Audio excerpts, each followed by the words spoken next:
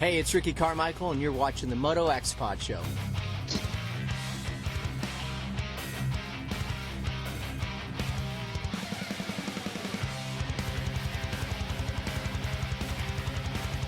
What's up, you guys? Jeremy McGrath here. You are listening to MotoXpod show.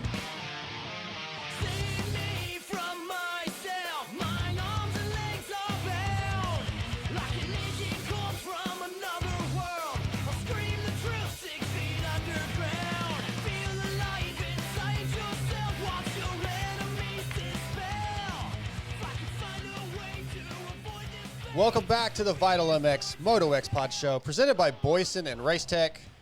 We're now 2 rounds down in the Pro Motocross Championship, and it's looking like it's going to be a hell of a battle to the end, Scotty. Yeah. No runaway victories this season. I think the Honda boys may have it clinched. We're going to already, who knows? Clinched. Yeah, it's just disgusting. There's a lot of good stuff going on, farther back, though, in the pack. So we have a few things to talk about, but before we get into that, I want to introduce my guest in studio, as always, working the cameras, even though we're not live streaming, thanks to the Wi-Fi here in bumfuck East Texas. Yeah. Or West Texas, or depending on what night of week it is. Yeah, no live stream, but we are trying to record some video. In studio, working the cameras, Scotty Thompson. In studio guest working on the cameras. Did I say guest? Yeah. I'm here. I'll be a guest. You're a guest in my home. Oh, thanks. On the line with me from Vital MX, my buddy, my friend, right? My good friend, my best friend. I want him to be my friend too. We're working on it. You. Yeah, that's all right. Lewis Phillips, what's going on, Lewis? Hello, how are you? We're good. How are you?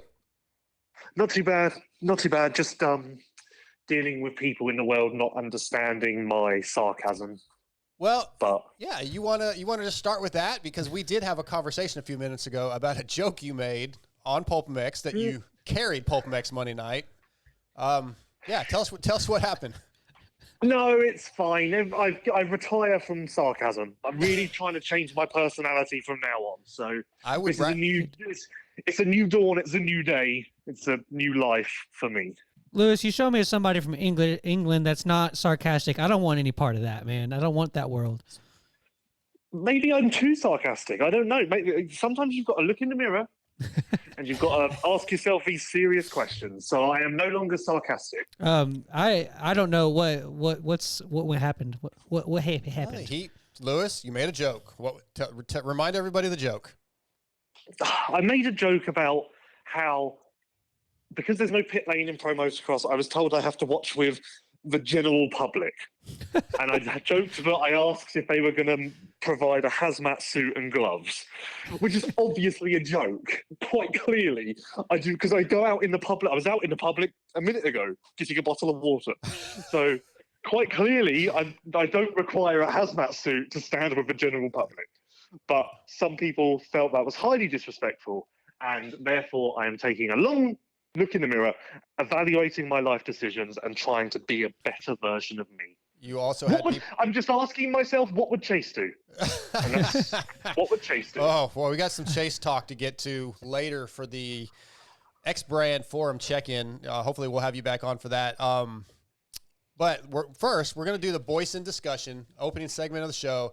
And Boyson's happy to spotlight the Boyson Factory Racing's Rider Support Program, which is a comprehensive support system for motocross and off-road riders. The program offers participants exclusive access to Boyson's products, yearly discounts, and the potential to become one of their new product development test riders. So join the community of Boyson Factory Flyers by visiting boyson.com today. We appreciate Boyson being on board with us. Lewis, I want to start with there's a couple topics before we get to our first guest. Speaking of, I need to let everybody know, Jerry Robin on tonight and the king of Supercross, Jeremy McGrath, are going to join us for a great show. Yeah. But before we get to Jerry, I want to talk to you a little bit about the fact that you're going to leave us here before long, and you're going back to Europe for a few weeks and going to hit a couple of GPs. I want to know how you feel about that. If you're excited, you're nervous because you haven't been there in a while, and you don't know what the response is going to be. Yeah, well, I'll hit a couple of World Supercross and a couple of GPs. So, man of many series, you could call me. Yeah, no, now that you mention it, I am a bit nervous about going back to GPs, because I think there are some people who may be waiting to settle a few scores with me. So that's not so great. But also, I am very much looking forward to seeing some people who I haven't seen in a very long time and that I miss greatly. Do you think so? That's the good part. Do you think any of these people that might want to settle scores might also hire a hitman? No, because that is another example, Jamie, of jokes that just aren't well received. And you know what? Chase wouldn't make jokes like that, so why should I be? Well, I can tell you I was never concerned. I was never watching my back for a hitman, so I got the joke. Well, clearly, jokes are bad. We are a serious operation. We are a very serious operation. But no, it'll be interesting to see what World Supercross is like as well, because obviously I was at the very first World Supercross round last year. So it'll be very interesting to compare what the situation is like 9 months on. Different field of riders, different stadiums, different time of year, same country, same series. So it'll be very interesting to compare those factors as well. So, as a journalist, Jamie, I'm very intrigued. I'm excited to go to a couple of GPs and dig into some different stories, and I'm excited to do the same at World Supercross because I want to give good content to the people.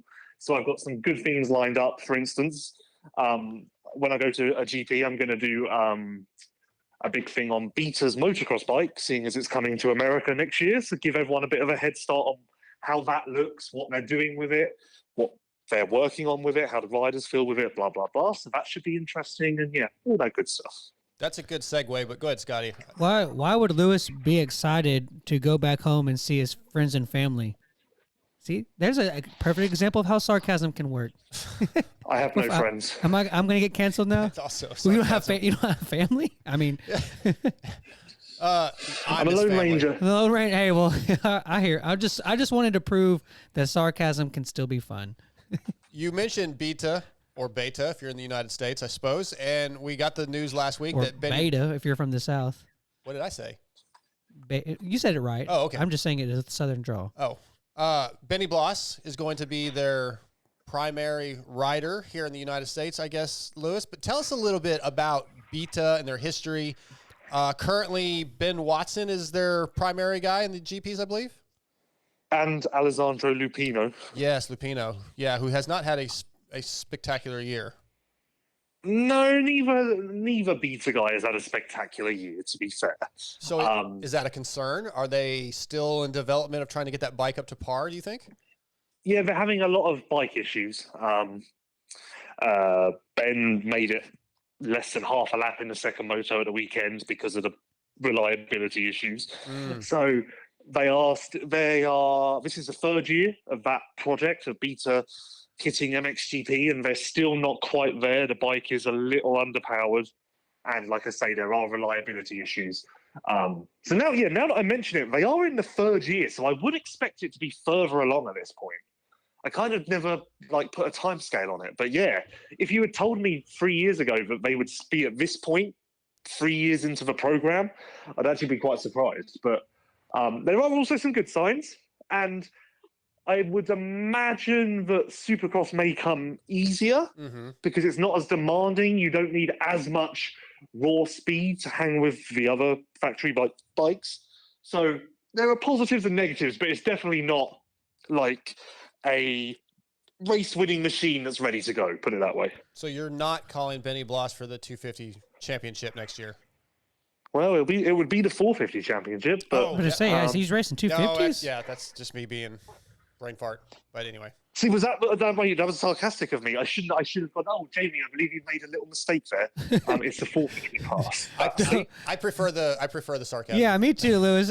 Stay with us, man. You'll be all right. Go ahead.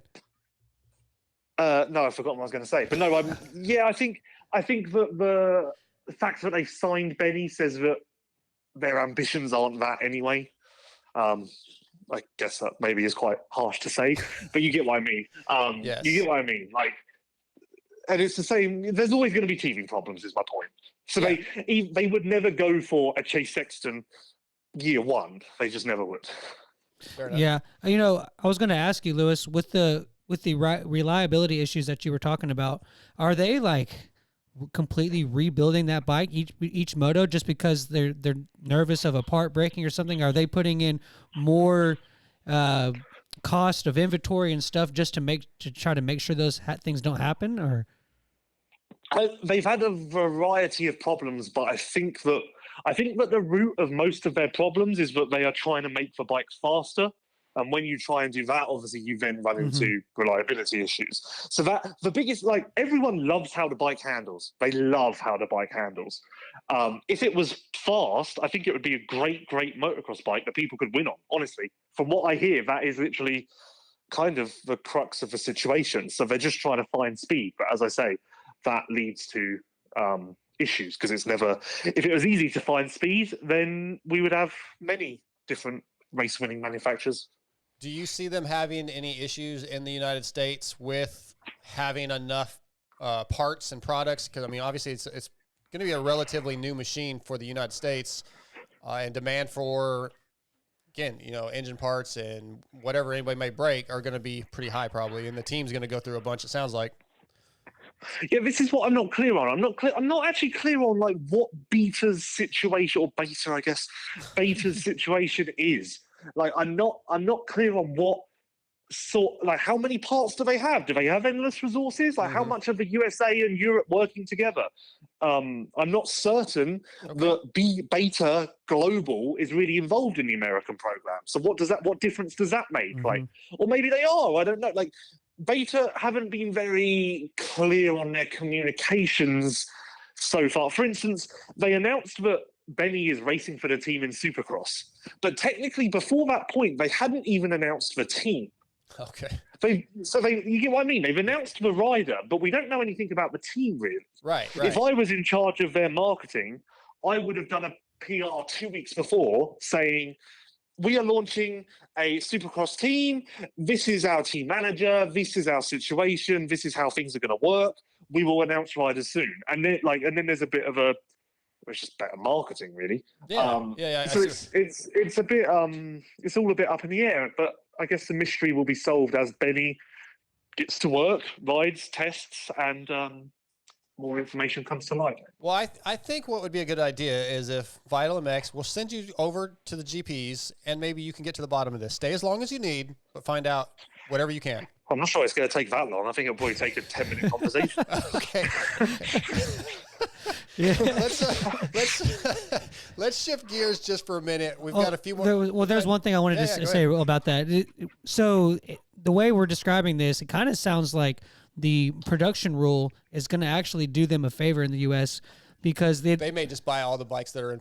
Well, no, I'm not saying that. I'm saying, like they're struggling with power and, reliability and stuff in the MXGP, which, there's so much testing and so many different parts that they can do because of the rule difference.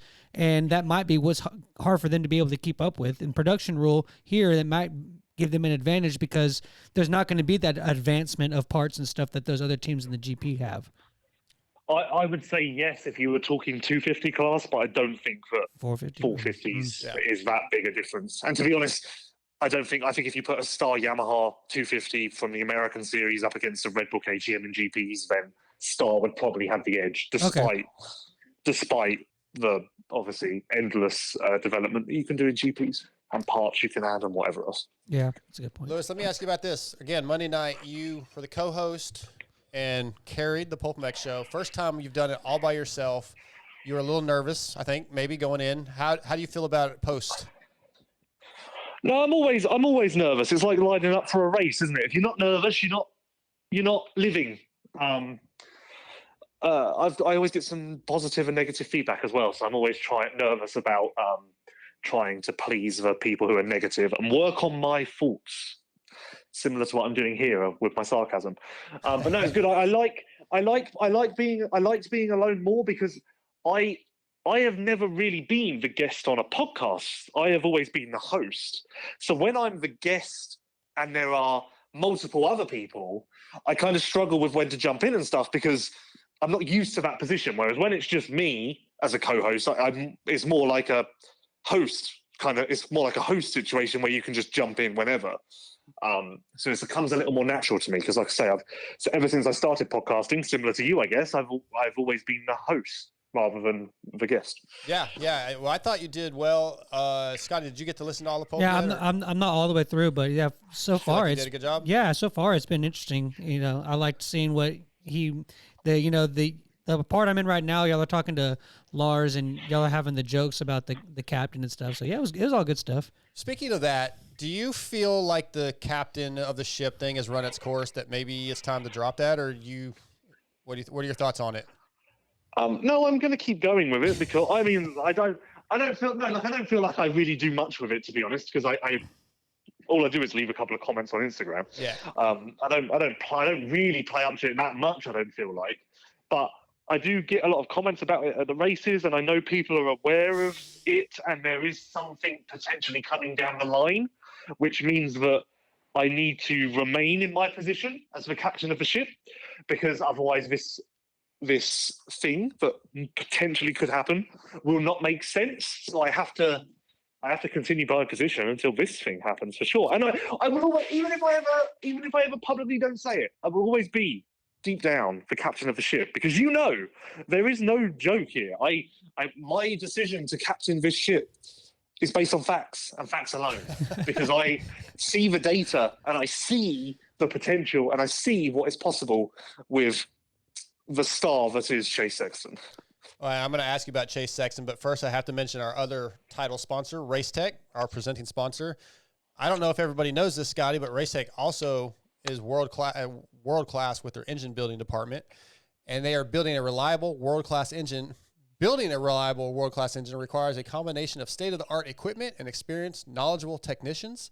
Racetech provides quality precision engine services using the best equipment and process in the industry. So not only can you get your suspension serviced by the best, they also do engine work, and you can hit them up at racetech.com, find your local service center, as we've mentioned many times, and yeah, get your bike right up there with the pro level. And you probably need that. Yeah, we'll get there.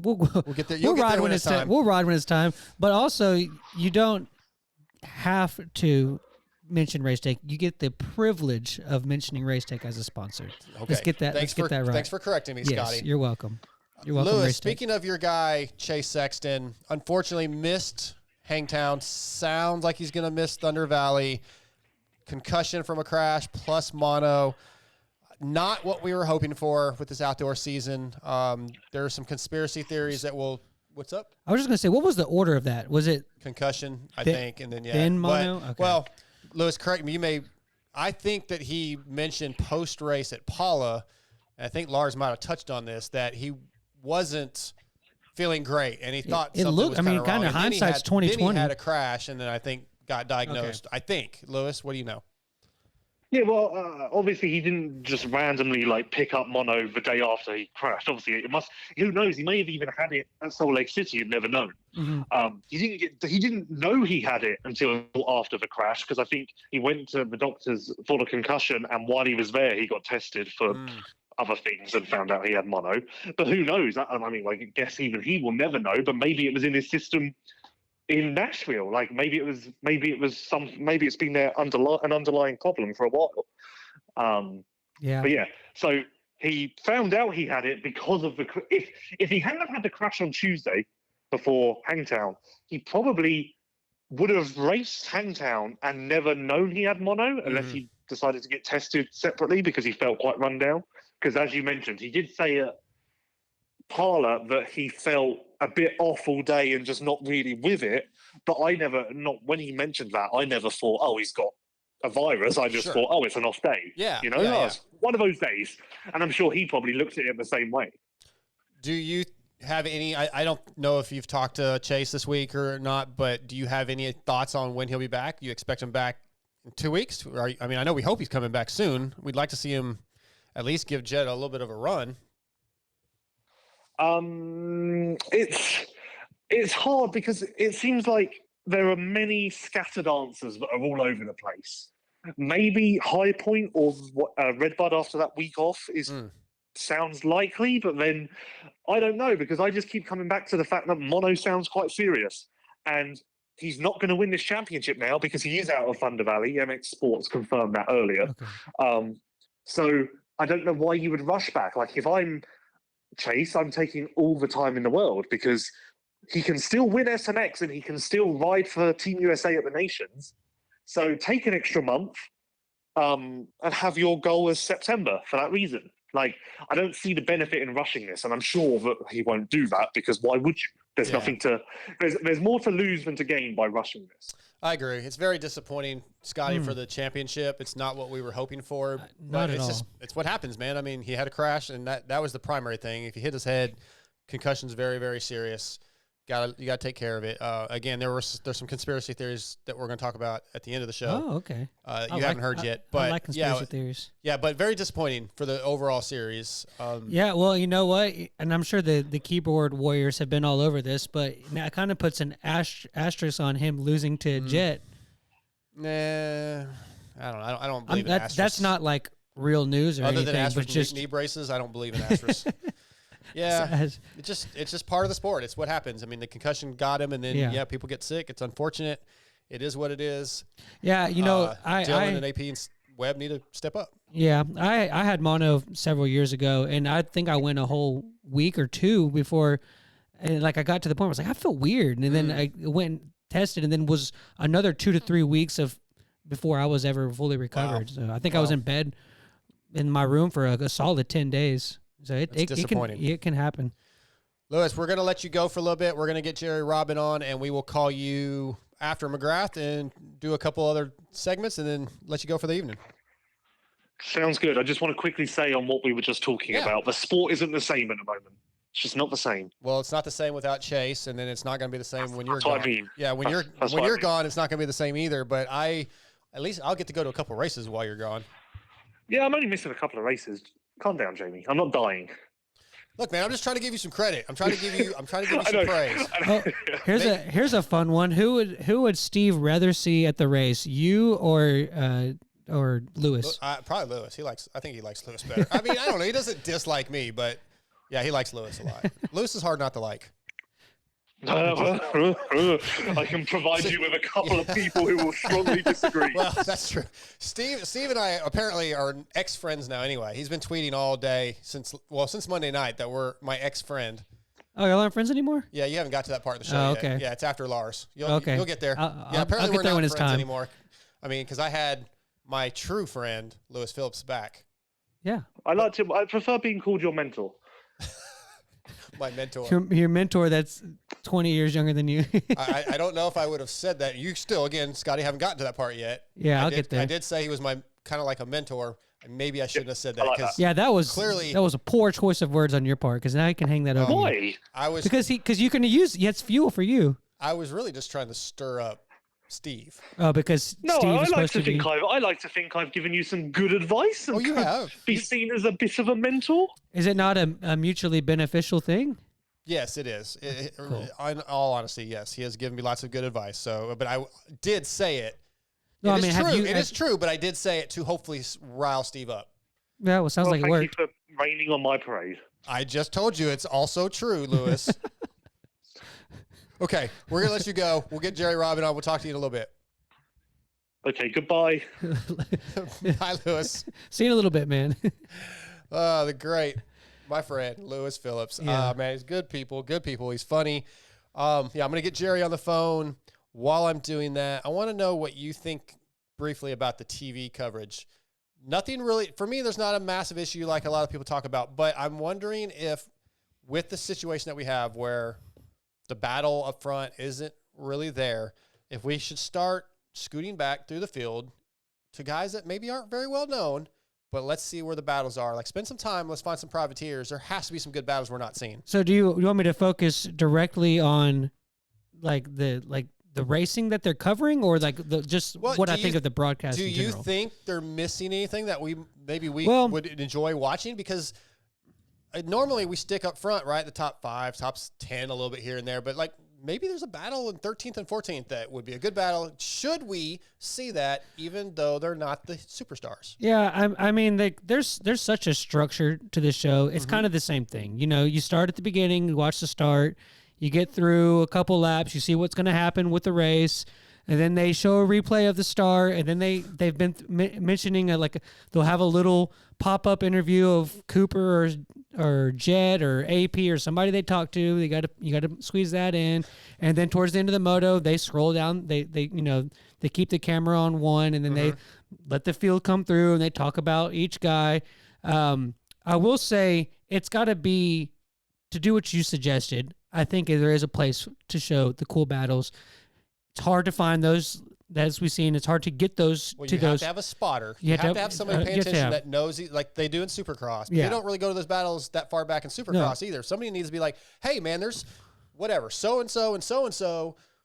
They're just hammering on each other for these last 2 laps. Let's get them on TV for a little bit. No, I'm cool with that, but the timing of it has to be a thing, because there was, I know it really wasn't a battle, but AP was battling with Dylan, and they were kind of still close to Jet, and then they were showing like a 7th or 8th place battle, and I was like, that's not the time to show the 7th. You wanted to go back to the top 3 are within 2 seconds. You know, fair enough. Until the lead's 5 to 10 seconds, let's keep it on the focus on the lead. But I don't want to watch just those 3 or 4 guys the whole race. No, but our next guest that's about to be on the line, Jerry Robin. I want to see him on TV for a lap or 2. If he's battling with whoever he's battling with, I want to see that. Yeah, but if Jet and them are still are close, you got to keep it there. Not the whole. No, but I'm sure he had a 5-second. He had a 5-second gap with like 15 to 16 minutes left of the race. We'll get back into that. But our next guest is brought to you tonight by FXR, which is designed by racers for racers. With industry-leading fit, finish, and performance, progression is the name of the game. With every new piece created at FXR, we push our brand to the next level to provide you with the best products possible. So visit fxrracing.com to see the numerous gear lines and colorways, as well as their snow lines and their lifestyle casual wear. Tonight, FXR brings us privateer Jerry Robin. What's up, Jerry? Hey, how's it going, guys? It's going good, man. You are in FXR, correct? Yes, sir. What's your favorite gear line, or what's your favorite product they offer? They have a lot of good stuff. Probably the helium stuff so far. Like, I've been back in the gear for, I don't know, 3 weeks now or something like that. It hasn't been too long, but the helium stuff's really comfy, man. I like it. Really I like it. Yeah, they know, and anybody that listens to the show knows that I was in Fly for a long time, and I love the guys at Fly, and I love their gear, but FXR is absolutely equal to Fly, and man, good quality stuff. They're my favorite thing is their glove, that really, really thin glove. I love it. Yeah, I don't know, I'm more of a strap guy just because it's like, like when, I don't know, like deep into 30, like when your hands get sweaty, it's like nice to have that extra like grip, like your gloves not sliding around and stuff like that. I don't know, it's all preference, but I used to wear the slip-ons like through amateurs and stuff, but now like after, you know, when it's 100 degrees, it's kind of, and your gloves sliding around, it's not good. That's true. I've been putting a lot of laps in myself, Jerry. So, but I love their stuff. Toot toot. Let's talk about you, man. Privateer Outdoors. You had not a great Supercross season. You were recovering from an injury, right? You had a previous hand injury in the plate, I think, bent or something. Yeah, so in 2020, I broke just a bone in my hand. I had to get a plate and 5 screws in it. And then somehow I don't know, I guess the Loctite or something didn't work. And my screws started backing out. And then I raced. It started happening in like San Diego. And then I raced A2, and it was like a pretty decent night.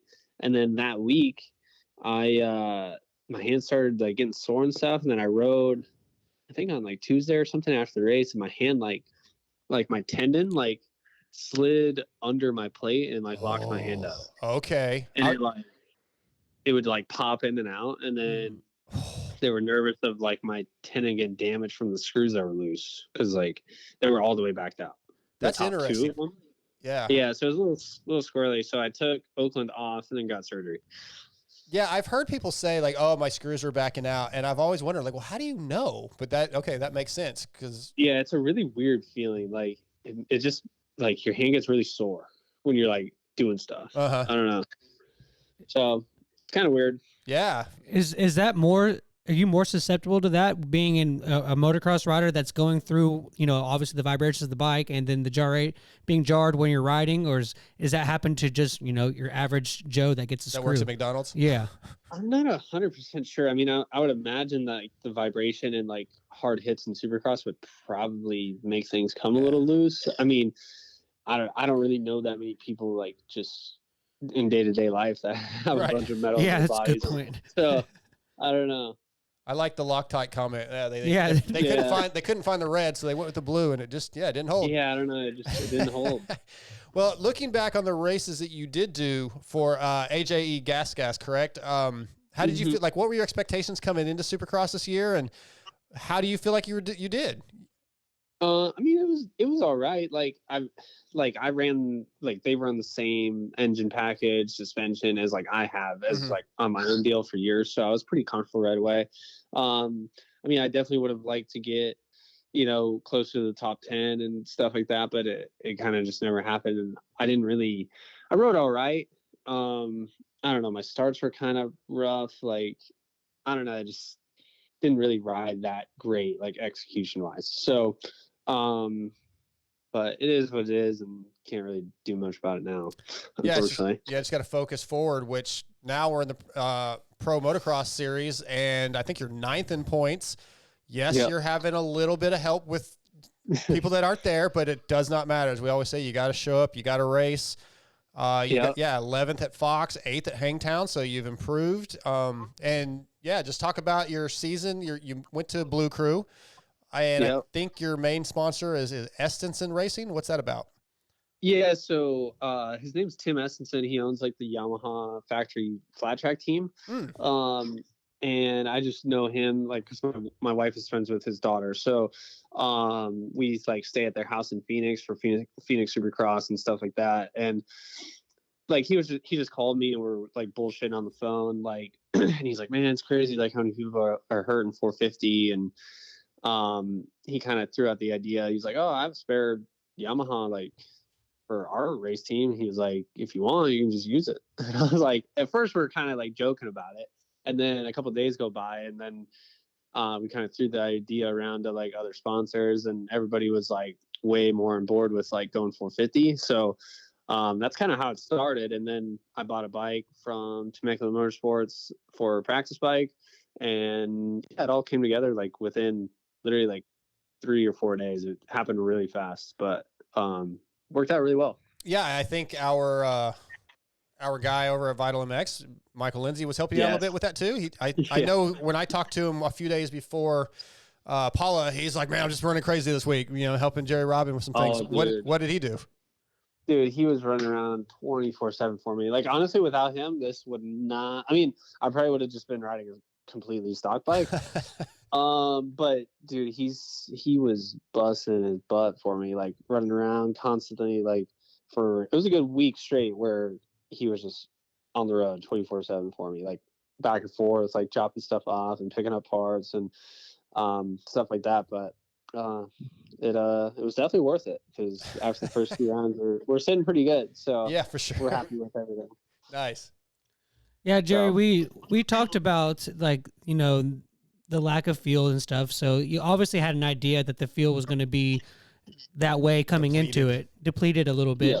But when at the end of the day, you're getting top 10s, 3 out of the 4 motos, you've been inside the top 10. And at the end of the day, that's the result. And you got that result.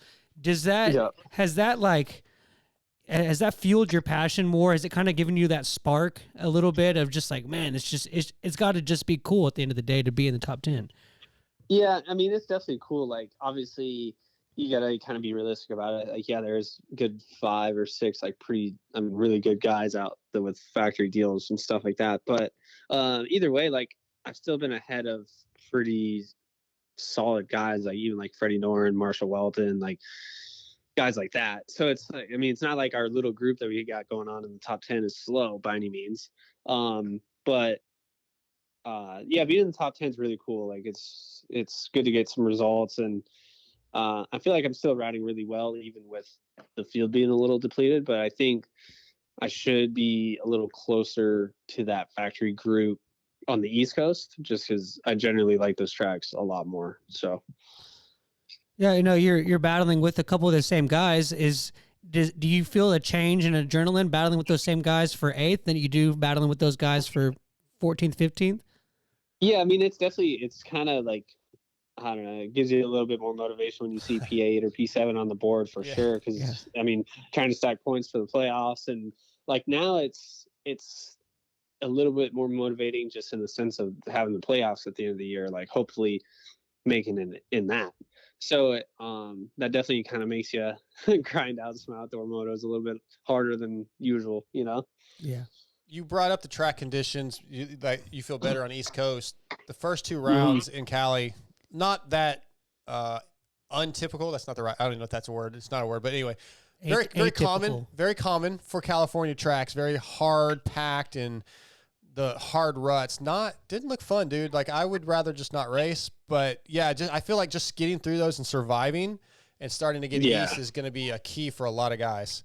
Yeah, totally. Like honestly, that was my whole goal with Paula originally. Like, because I rode the bike literally once before Paula, or twice.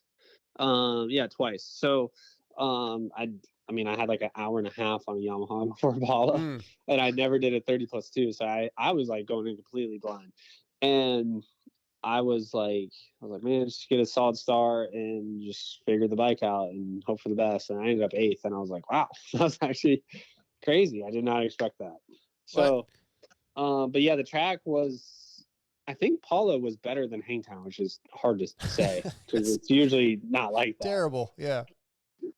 So I don't know. Hangtown was weird, man. I don't know what they did, but like the track was super skinny this year compared to past. Okay. At least that was my thoughts on it. Do you feel like that was partially prep, or was that because of the changes they made? Because there was 2 or 3 pretty big changes.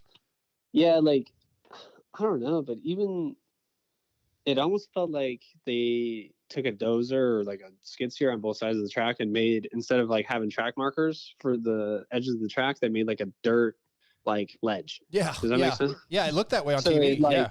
Yeah, so I don't know if it's just that made it feel skinny or what, but and then usually they rip it pretty deep too, and it was just a highway. So it was high speed chop with like little ruts. So it's kind of hard to find. Sounds exciting, man. Yeah. Yeah, it was a little squirrely, like, but then some sections were like insanely rutted and huge kickers. So I don't know. It's just kind of a mix of it. Kind of a mix of it all. Yeah. You mentioned a minute ago going in kind of blind with settings and set up on the Blue Crew. I feel like that's going to be the same thing once you get east, even though you feel better east because you haven't had a chance to see what the bike's going to do in those kind of conditions yet either. Yeah, like I kind of want to go ride Nuevo. I don't know. Have you guys ever rode there? No. It's like a little sand turn track, like out here in SoCal. And I don't know. It hasn't rained, but I've I might heard just of go it. out there just to like see what it's like in sandier base conditions or something. So it might not be a bad idea. Well, I think you did. Did you do your privateer island with Mathis earlier today? Did it yesterday. Oh, yesterday. Yeah. Okay. Yeah, yesterday. So yeah, just hit him up, man. He's Blue Crew. He knows how those bikes handle. Yeah, that's true. He's got it dialed. Yeah. He worked me at Glen Helen, so I can't say shit. Dude, Steve's not bad, man. Blue Crew just, the Blue Crew bike just rides itself. You're just, there. Oh, I like that. We'll give all the credit to the motorcycle. Yeah. I like that. Yeah, it's just a bike. Sure. Yeah, just put anybody on there and just duct tape them to the throttle. They're good. Yeah, just twist the throttle, man. That's it. Yeah. Hey, so there's been a kind of a topic of discussion with the fact that there's not a lot of fill-in rides with the factory guys as much as it used to be. Whether that's coming from sponsors, the team itself, or however it ends up that way. That's the case that we're in. With these results, have you gotten any of those phone calls for a fill-in ride? And, the satisfaction that you're getting, that you're doing this on your own, you're getting top tens, is that more valuable to you than even taking a ride like that? I mean, the ride part, it would be really cool for me to like be in a semi. Like it would make outdoors a lot easier, like having a full-time mechanic and like stuff taken care of on race day. Like that alone at an outdoor race goes like very far, like just the stress level. But I do like doing my own thing, and it's like it's really rewarding. Like when you're pretty close to, you know, those guys, or, you know, beating beating Norin and guys that are in semis and stuff like that. But I don't know, it's kind of like a give or take. Like I really like the Yamaha. Like this is definitely probably the best like privateer like platform I feel like you could probably get at a privateer level without just breaking the bank, you know? Compare that though to the contingency plan the reason almost everybody is on a Kawasaki. Do you look at that, especially when you get back to Supercross, you go, well, you know, contingency's big. Yeah, I mean, Supercross is like for Cali is really good, but honestly, outdoors the Yamaha contingency is like really solid. Like, okay. With my 8th place, I mean, I made over $1,000 from Yamaha on that. So I mean, I haven't seen the money yet, but whenever that shows up, it'll be nice. Okay. So, I mean, the contingency, I don't know how it works for Cali and outdoors, but I think probably Cali and Supercross is definitely the way to go if you're trying to just pocket some money, like for night shows and stuff like that. So have you had any calls from any teams? No, I haven't yet. I don't think they it seems like teams don't really do fill-ins anymore. Yeah, that's what I was thinking. Yeah.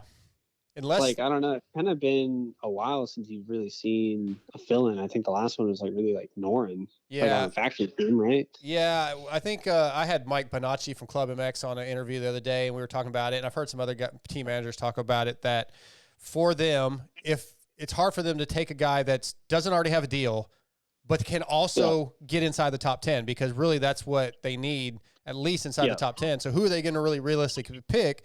Yes, right now you're an option, but there aren't that many teams that need guys like that. So, then if the sponsor isn't basically requiring them to have somebody on the track, then it just doesn't make sense.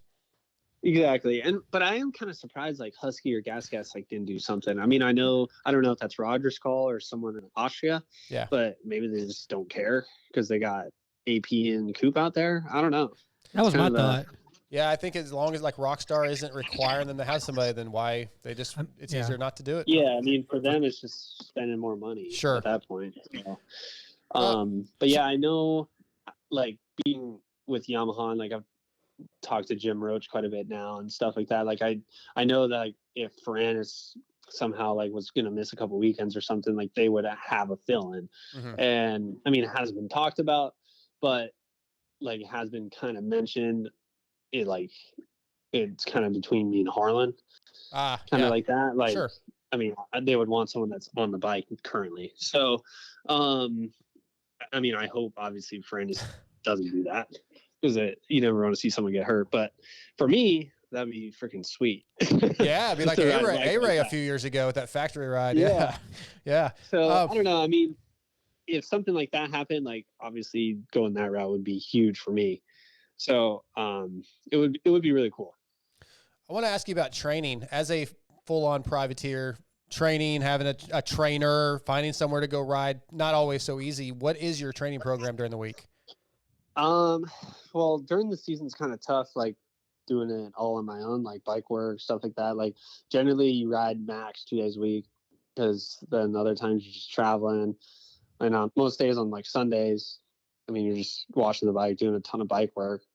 And then, I mean, you cycle when you can. Like during the season it's tough, especially outdoors. But off season, I mean, you're riding 4 days a week, cycling 6 days a week, like pretty gnarly.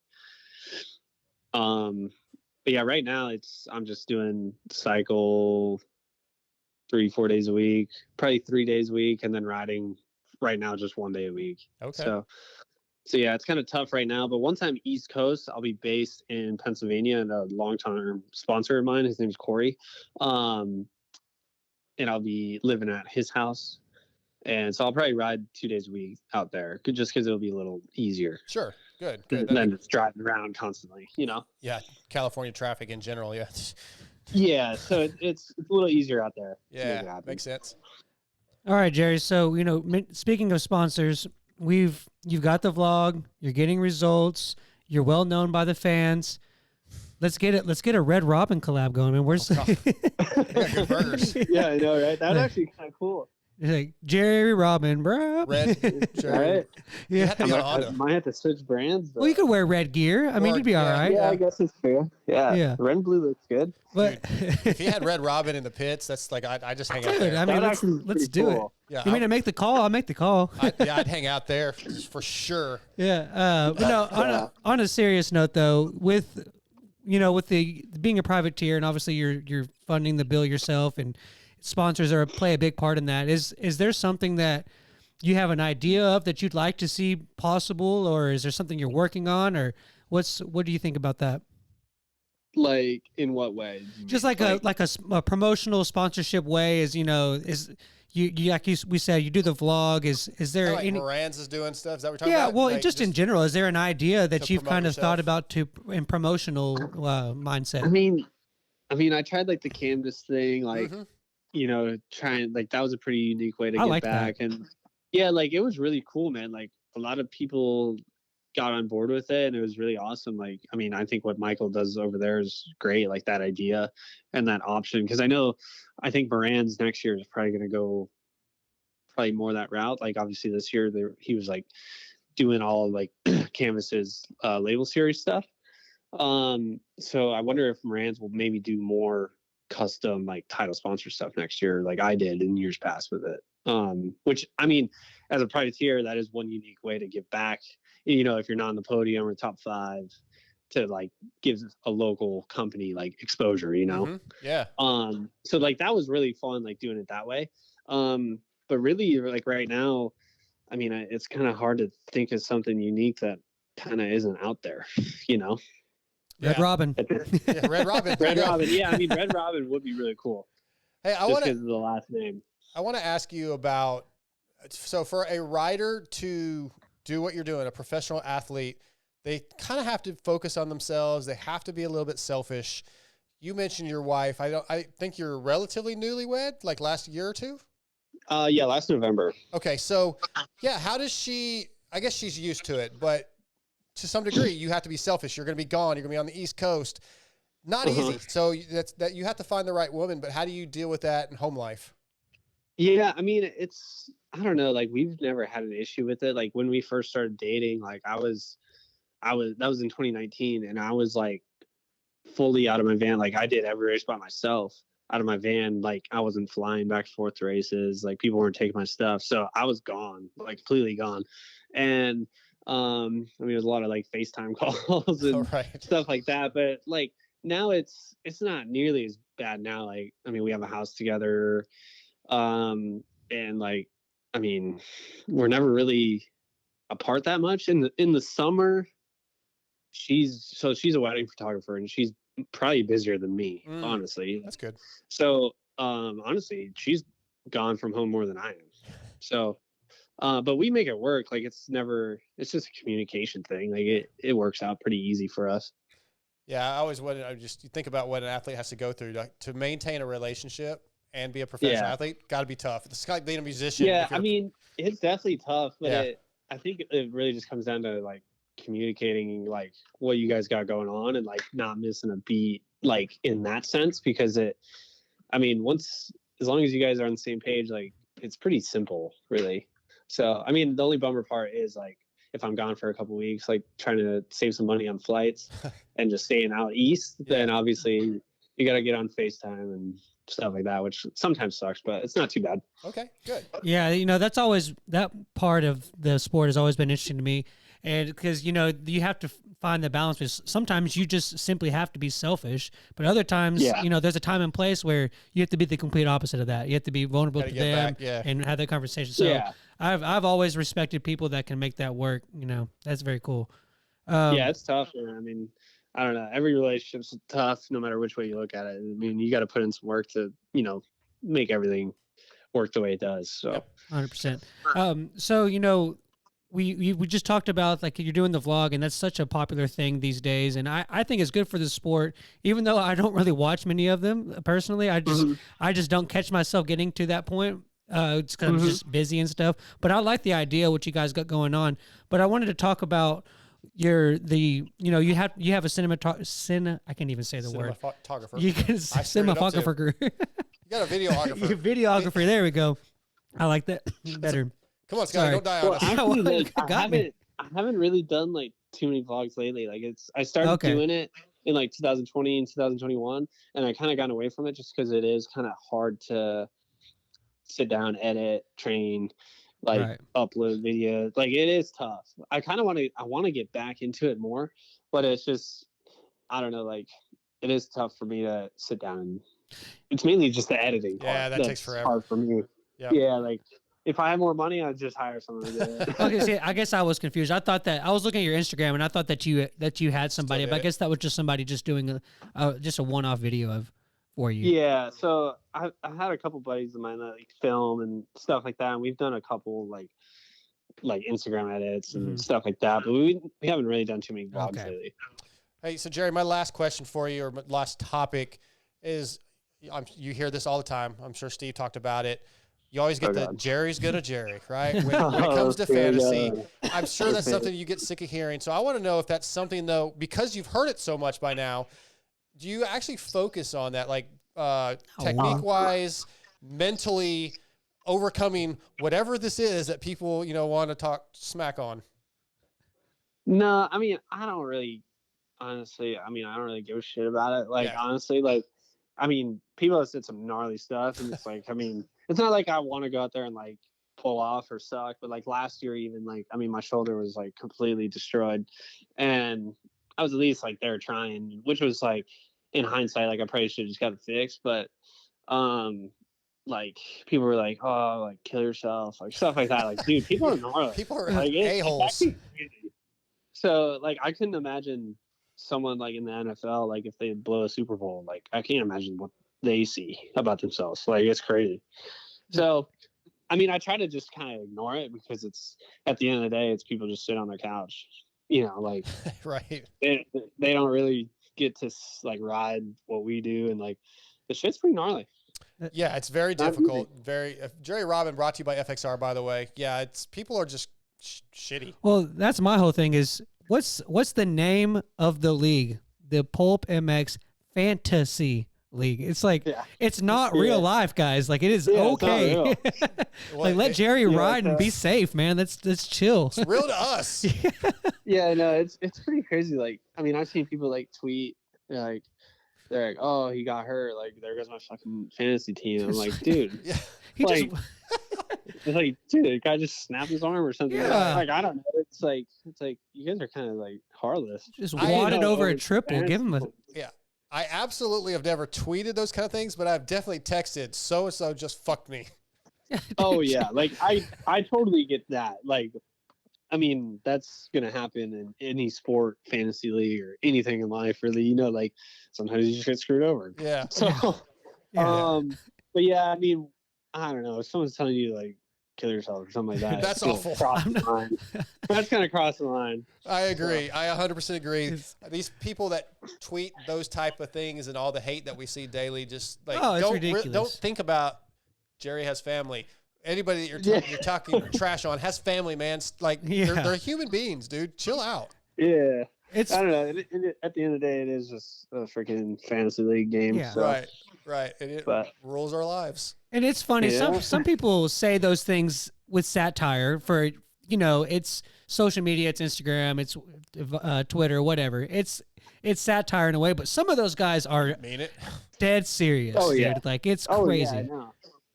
Yeah, like I mean, I don't know, dude. I've had some crazy messages. I bet. Which I'm sure like all of us probably have. Like, Sure. Especially like privateers that are like on the bubble of like doing really good, and then like they have a bad race. Like we always get hate no matter what. So it is what it is.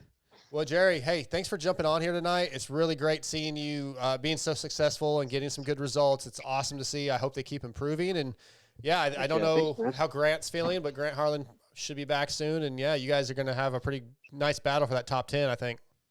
Yeah, I think me and Grant are like pretty head to head in like speed right now. I think, and he's strong in Moto 2, dude. Like I don't know what kind of program he's on, but he's really strong Moto 2. So, but yeah, I think me and Grant will definitely go at it for top 10s and stuff like that. Which it's I like racing him. It's always clean and everything like that. So it should be a good summer. Yeah, absolutely. Well, once again, thank you for jumping on here with us. It's been a lot of fun, and good luck this weekend.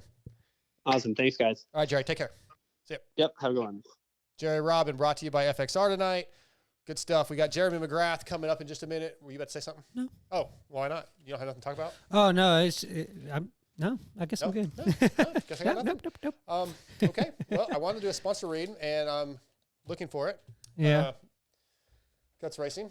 Give me 1 second. I'm really blowing it right here. You can Guts just Racing. talk about Guts Andy Racing. Gregg and the Guts Racing crew have been providing the best seats and foam in the industry for years. For 2023, they've added the Kawasaki to their complete seat lineup, as well as the color teal to the gripper material options available. Also new for 2023 are options for your e-bikes. They have complete seats for Talaria and Super 73 and covers for the Segway and Sur-Ron, and they have options for the Honda, KTM, and Husky electric bikes. Visit gutsracing.com today and order yourself a seat. They will improve your riding. They will help you get better starts. They are fantastic. Guts Racing, do you have a Guts Racing seat on your bike? No. No. Do you have anything good on your bike? Anything other than stock stuff? Or because we actually have an email question that we'll get to in a little while about like favorite aftermarket parts. Dude, like I hear these people always talking about like, you know, I got this aftermarket this and like and like I'm tuning my dude and like I was listening to Pulp Set my and ECU in and I was listening to Pulp and they were talking about like what's your favorite, you know, Renthal bar, like like dude, like I don't know, like I just give me I'll ride whatever you put in front of me. I don't understand all that stuff. Yeah, generally I agree with you. I've never really had a bar that I couldn't adjust to pretty quickly. Now the stock bars on that Husky 350, they were just a little low, and I don't know that I would ever completely got used to them. But as far as the other stuff, I cannot ride a 250F, a 125cc, a 250C. I can't ride any of those bikes to their full potential. I am not talented enough. 90% of the country, probably not talented enough. Not really necessary to go get a hop-up engine. Yeah, like an aftermarket exhaust, it looks cool. If I'm putting an aftermarket exhaust on my bike, it's because it looks cool. It's not because I need it to be faster. Well, you know, and it's like on a 450, you get a pipe like that. It's not necessarily about it power. moves the power around. It just opens up the power. Like I like the FMF that I have on my KTM because it just makes the bike so easy to ride. I was gonna say, I guess my point is like the bikes are so good out of the crate. You really don't need any of that stuff. No, you don't. But cool. it's For like me. I don't think the pipe thing in that scenario for the 450 is the added power. It's the rideability. All right, I'll give you that. Before we get Jeremy on, I want to talk about, I mentioned Club MX, and Jeremy Martin broke his arm. I think dislocated his elbow. Had a pretty nice surgery already. He's going to have a few more. Unfortunately, Club MX has had a lot of struggles. Mm-hmm. Phil Nicoletti got hurt. Marchbanks has been out. Kilroy came in as a fill-in, got hurt. He's back. Just, it's very unfortunate for this team. Mm-hmm. Not sure what J Mart's future looks like. Yeah, it's rough. That was my thought is, man, you know, J Mart had put a couple of expectations on himself to be really good in this title. And you know, he was boisterous about the first round not going like he wanted to. And he was disappointed, I think, in himself. You know, it seemed like that from a couple of the interviews and things that I read and saw.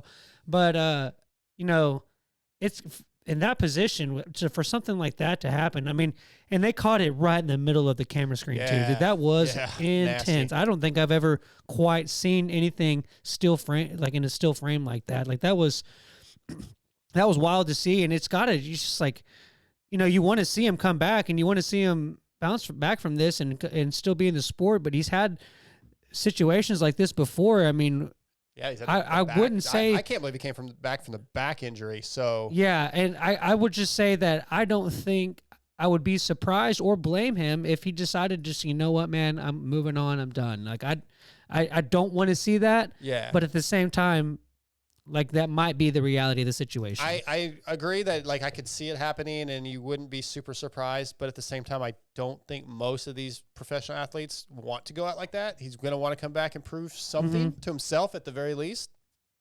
So I hope he's not done. I agree with you. I'd love to see him back, but yeah, very scary. And I hope Club MX's struggles kind of turn around. Marchbanks will be moving up to the 450. That's going to be good. Okay.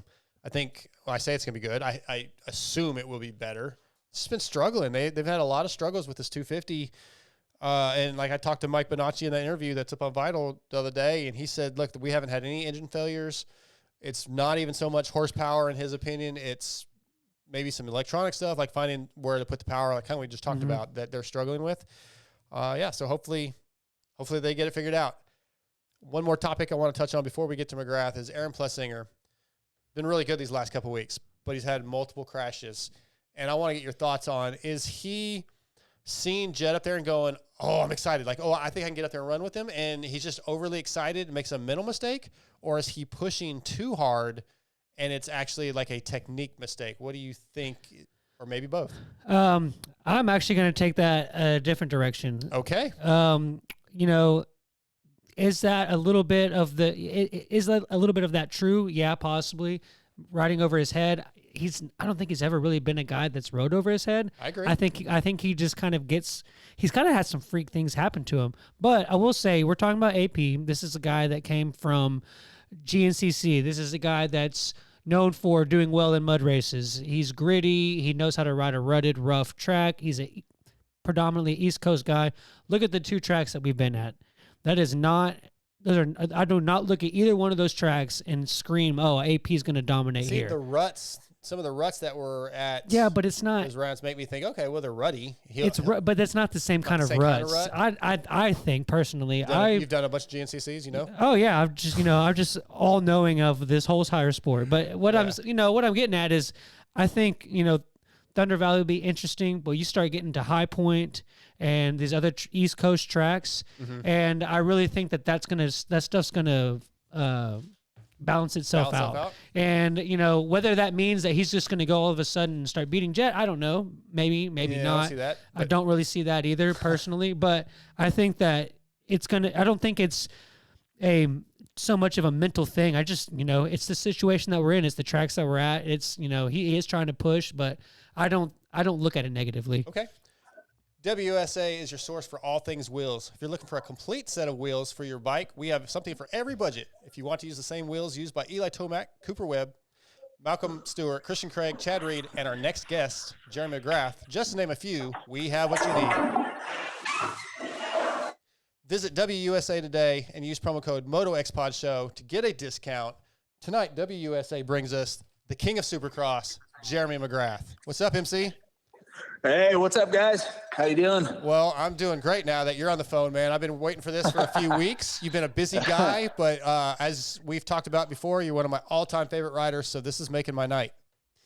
Well, stoked to be on. Thanks. Yeah, it's weird how the last few weeks, the last few Wednesdays have been pretty busy, so I'm psyched we could finally get it together. So yeah, me too, man. And you, as I've said many times, have always been super friendly and like, dude, anytime, just let me know and you'll try to make it happen. So yeah, thank you very much. Yeah, no worries. Last week, the reason why we didn't get on is I went to Baja and bailed out on Wednesday morning super early, and we did a 600-mile side-by-side trip and got back on Sunday about midday. So Baja 500 was last week, and I go with these guys and we do like super fun routes down there and we check out the race, and then we end up coming home on Sunday. So that's why I missed last Wednesdays, but yeah, I'm ready. It's a legitimate reason to miss. Been watching moto, that's for sure. Yeah, it's a legitimate reason to miss. So I want to touch on that for a minute. Like, what, you got to have some stories from this weekend. What was Baja like on side-by-sides? It's always an adventure. I don't know if either of you guys saw my post, but I posted a bunch of photos of it, but yeah, I mean, it's always, we go with about eight side-by-sides, and it's always an adventure, right? Because, you're out in the middle of nowhere, you're going, I mean, the terrain out there is very treacherous, and if you're not smart at all, you can break your car, and that's exactly what happened to a couple guys. So we had to three-wheel out of there a couple different times, but we end up bringing we have a guy that goes and takes a chase truck with a trailer, so we end up, if we have any trouble, we can, abandon our route for the day, bail out to the pavement, get to the streets, and then find the chase truck and then load up and then fix the car that evening and then get it ready for the next morning. So we kind of had to do that, but had a fun route. Yeah, had a really fun time. It's always a blast down there, and no drama. I know there's been some drama down there lately in the news, but we didn't have any trouble. We were out in the mountains, out in the hills, so having a blast. It's great. Sounds like it. Well, let's back up to Supercross season first. Very very exciting, interesting Supercross season with a hell of a battle between, Chase, Eli, and Cooper Webb that ended on, unfortunately, a little bit of a sour note with the way things, with the injuries. But what did you think of the Supercross season? What stood out to you? What did you think of Chase Sexton was a big topic, right? The quote unquote mistakes he was making early and trying to overcome some of those. Yeah, just what'd you see this season? Yeah, as a fan, gosh, I enjoyed it so much. It was really, really fun to watch. And as a former rider, obviously you see the things that Chase is doing and you're like, man, he's so great and so talented. And then all of a sudden you see the mistakes and you're like, where did that come from? So I really enjoyed it. I mean, Eli was on fire. The best I've ever seen him, just so in control. And even up to the end, you're like, okay, he's got it on lock. And then, man, just what an unfortunate deal at the end there. I mean, I don't know if that's ever happened in the history of Supercross, right? I don't know. Has someone lost the title through having an injury on the last lap or last race of the season? I don't really know. Yeah, you guys probably would know that. I looked at there's a couple we've talked about, and it wasn't necessarily an injury, but like Adam Cianciarillo losing the 250 championship on the last round at Vegas when Dylan Ferrandis won. But yeah, not exactly not in the 450 series that I can think of. Yeah, exactly. Yeah, it's pretty crazy. Yeah, I don't know. I mean, it was a fun season to watch. The guys were battling in points. Eli, I mean, his experience really shined through at the end.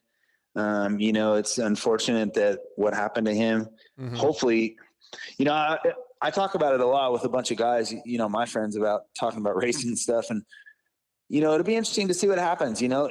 I think as hard as it is to win a Supercross title and then actually retire, when Carmichael did that, it was pretty unbelievable. He had some serious discipline to do that, because he could have just went out there and got a huge check and just, kept going and whatever. And, I'm not sure. Eli's kind of a different cat. You never know what he would have done.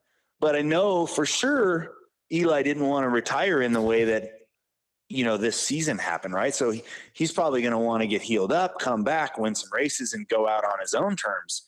At least that's what I can imagine. I know when I retired, we've talked about this. It wasn't the plan to retire the way I did. Right, it just wasn't the plan. That wasn't the plan. It'll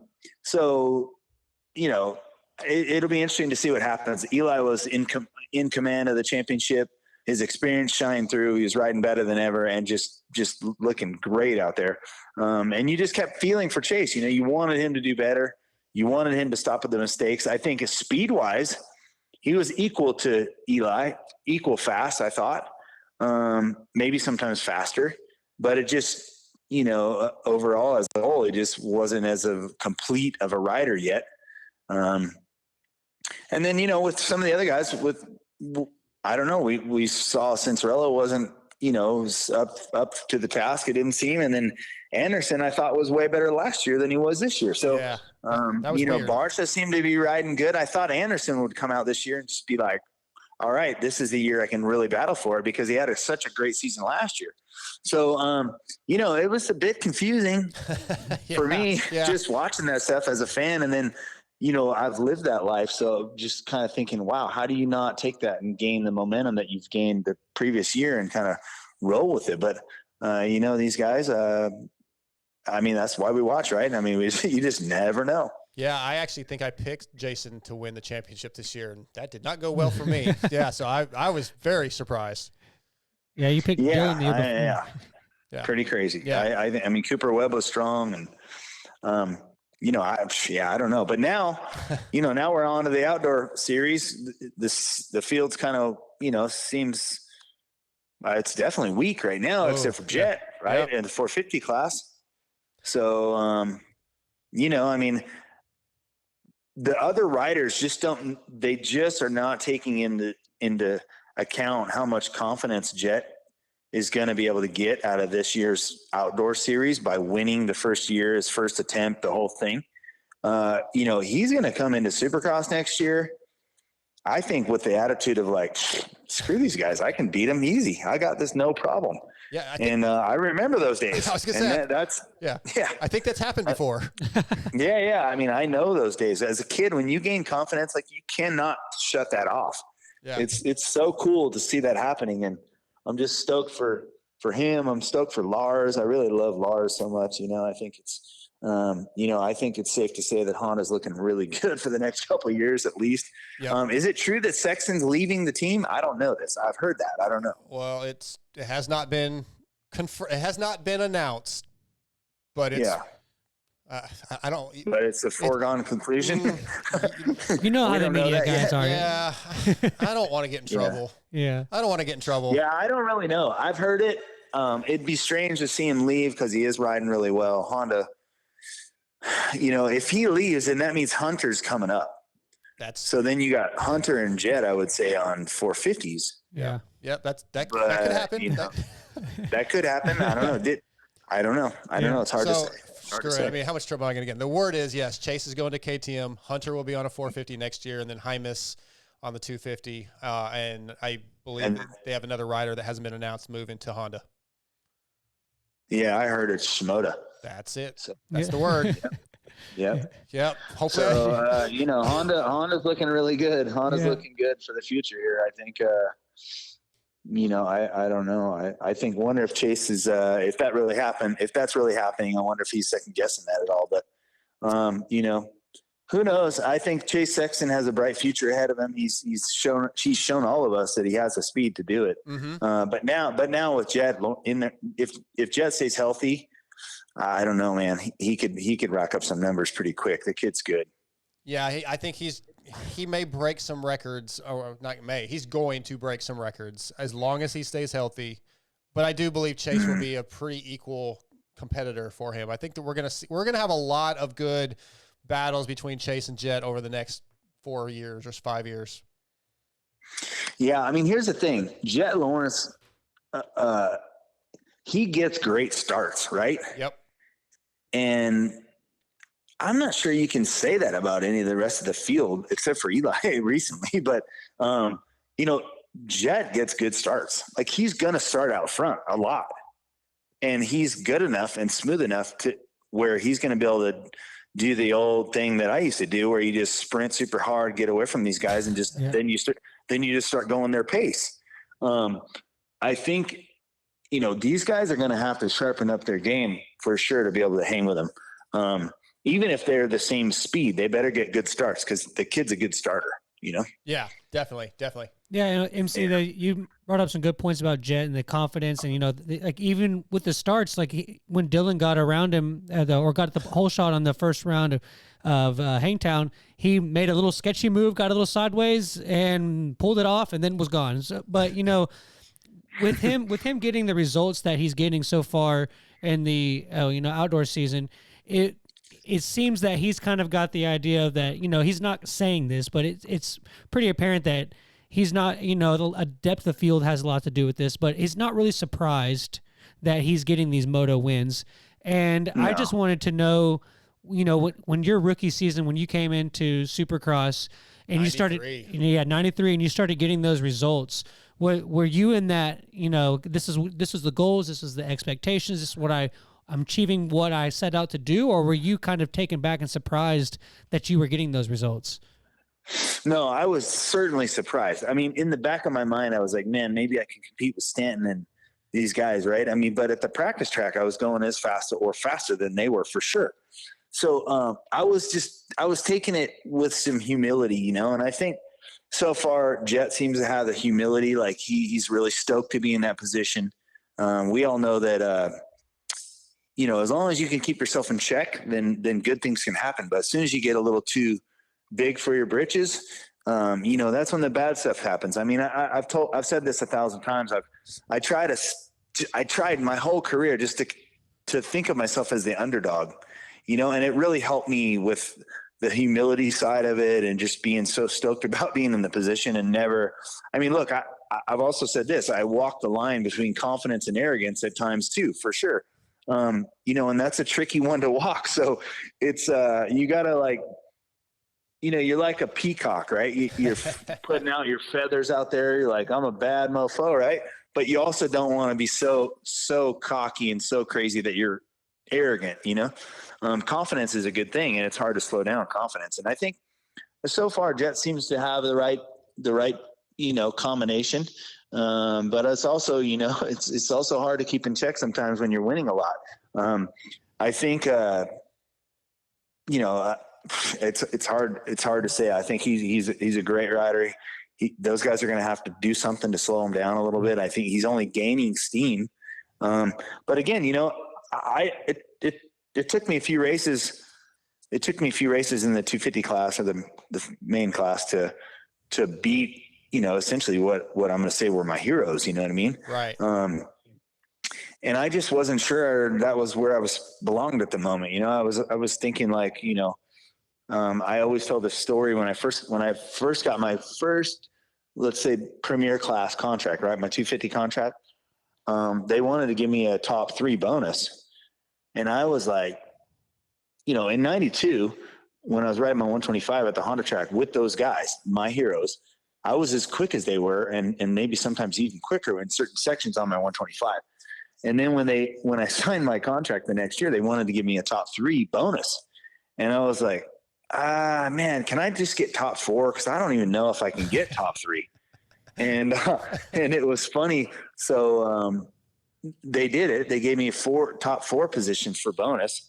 And then I went out and started winning races, which, was kind of funny, but, in the beginning of the year, I didn't even know that I could compete for wins or anything like that. So, to have what's happening to Jet, it's interesting because there's not a full field out there. Right. Yeah. But, the field that's out there right now certainly can't beat him. So, he's going to gain all that confidence this summer and go into the off season with a whole off season testing and all this stuff. I think there's no reason he can't come out next year and just start dominating. There's just no reason he can't. You can't really argue with him. No, you can't, right? You just can't right? argue. I think Jet as a person, I mean, he's 18 years old. He's a little cocky as an 18-year-old would be. But for the most part, for what he's done, he's actually pretty humble. He has the right people in his corner. His brother Hunter's not going to let him get too crazy. His mom and dad are always there. And then Mertz is pretty good about, he's got a good group in his corner to keep him grounded, I think. Yeah, like I said, you have to just keep it in check, and you can do great things. Yep. I think we've seen a lot of guys that just it doesn't. If you go the other way, it doesn't work. So if he can just stay grounded, stay cool, just be respectful of being in the position that he's in. His brother will probably keep him in check. Yeah, which his brother has gained crazy amount of speed over the last 6-8 months. When they first started doing this stuff a season or 2 ago, he wasn't. I didn't feel like he was as fast, but I think now he's really gained some good speed over the last year at least. So if they're both in 450, it's going to be fun to watch. It is. I mean, what about Cooper Webb? I heard he's leaving too. Is he going to Yamaha or something? That's the rumor. Am I hearing all this you're going to get Dark Side in trouble, MC. There's a lot of guys moving around. Let's just say that. So hey, say like the politicians. I can what does it say? I can neither confirm nor deny. Yeah, exactly. Yeah, there you go. Yeah. There's a lot of guys. I don't know. I heard that too. So, I mean, it'll be interesting to see if he goes that direction. See what happens with him. I think Cooper Webb, he's got the tenacity to try to, keep someone like Jet in check, but I just don't know. I don't know if it'll, man. Yeah, it'd be I think interesting. All of them are. The raw speed might be a little lacking for Cooper, but it's the racecraft and the tenacity that you mentioned that sets him up in that next level. So right. If he can get in there, like we haven't really seen Jet have to deal with somebody like Cooper that is maybe can outthink him a little bit on riding and make it more aggressive, make it difficult on Jet. So we don't really know what Jet's going to do once he starts getting that. Well, yeah. But you've also never seen, even with Cooper Webb, you've never seen him have to through his late race charges and it's just keeping the lap times and doing all that stuff. You've never seen Cooper Webb have to come back from a 10-second gap. Right. He always comes up on that 3 or 4 guys that are up in front and gets in the battle at the end. But if Jet, for instance, just starts hole shotting and putting a 10-second lead on these guys, I don't. as good as Cooper Webb is, I don't see it happening. You know what I mean? It's just going to be hard. Raise your Very hand. Raise your hand if you're ready for Supercross 2024. hard. Yeah, I'm raising my hand. I got it. yeah. Well, before I get to the question, it's with Cooper, the progression that he showed from the first round to Moto 1 in the second round to Moto 2 in the second round.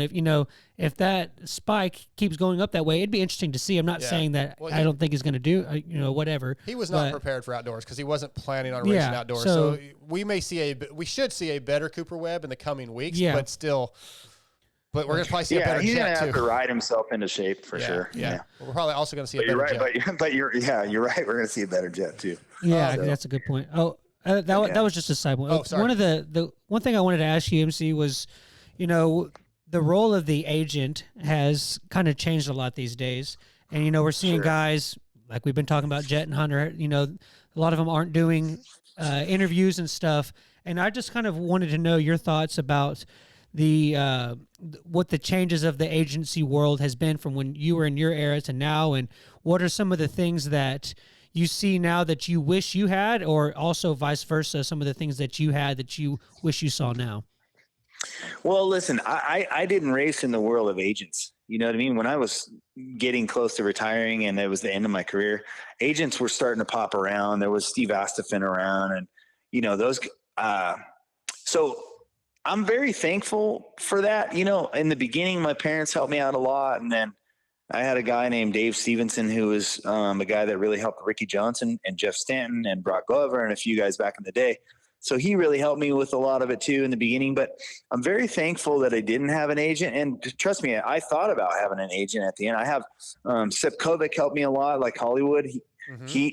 I stay friends. These guys are all my friends, right? So I could bounce questions off them and go back and negotiate my own stuff. And then going through it in the very beginning of my career with my parents, I was able, that's why I have relationships with all these guys. Like I can call any one of these teams and all these people are my friends, right? Because I've dealt with them. I think I've always kind of just thought it was weird for these kids when they just have an agent talking for them. It just doesn't allow them to kind of grow up a little bit, I think. So I don't know. I think there's plenty of negative to it. Obviously doing your own negotiations, you probably leave a little money on the table, but look, you gain a huge amount of respect. I think obviously my resume speaks for itself, but I think I have a lot of great relationships because I've done a lot of the talking for myself. I've negotiated these deals. I've done a lot of that stuff, and you can't, that kind of experience, just, you have to live it. So yeah, I don't know. Is not doing interviews a thing these days? Like, people aren't doing interviews. Why would you not do that? Lucas Myrtle, their agent, has kind of backed them off from doing some podcasts. They'll do stuff with Pro Motocross and they'll do some bigger stuff. But I think that Lucas just feels like these podcasts, and he's somewhat right, or it's the same thing over and over and over. Post-race questions, there's only limited things we can ask after the race. Yeah. And I think he wants it to be, okay, if you guys have like a really in-depth interview that's going to be something special, let's do that. But having my guys on a weekly podcast every week, because there are so many now, is... Well, I mean, he's got a point, right? You don't really want to, like, as a brand ambassador now, and, doing what I've done and still being able to work in the industry and still, just really having some great relationships and doing some fun stuff. He's right. If you do too much, it waters your brand down, right? Yeah. I think that's a big part. Yeah. And I think it's just important. Yeah. You want to get your face out there. You want to stay in it and do all this stuff, but it's got to be meaningful. Right. So, yeah. Anyways, yeah, I kind of see that, but when you're in those kids' position, it's not like your brand's going to get watered down. He's winning every week. So what, I don't know. Yeah. I mean, I'm sure they're plenty busy too. It's tough to get everything in, but I'm sure they're spread very thin. Yeah, for sure. So ABC, I've got a couple more questions before I let you go. You mentioned Lars Lindstrom earlier, and I interviewed him a week ago. And I want to know why you picked him. I think it was 2002. He started out as kind of a shop hand, started helping at the test track. And then you asked him, according to him, to be your mechanic when you were basically your quote unquote comeback year. What drew you to him as a mechanic? Well, I mean, Lars's temperament is a lot like mine, I think just pretty even keel. He's not too high, not too low. He's just such a cool guy. Really calm. And I think when you're in the middle of a storm, you need someone that's calm. And look, we were having a lot of fun at the test track. I was with him at a Honda track all the time. We were doing a lot of testing. Kehoe was the manager at the time. So Lars was basically there every day when I was testing and doing stuff for the race team. And it just kind of was a natural fit. I took Lars with me to Australia. We raced some Australian Supercross. We just had a lot of fun, and I'm just so proud of him that he's got to the position that he's in. He's been a Honda guy through and through. His dad was there. It's a lot of history with that family. It's pretty cool, and to see him having the success he's having is, look, the stars don't line up all the time, and he jumped into a tough position, and look, it's working out.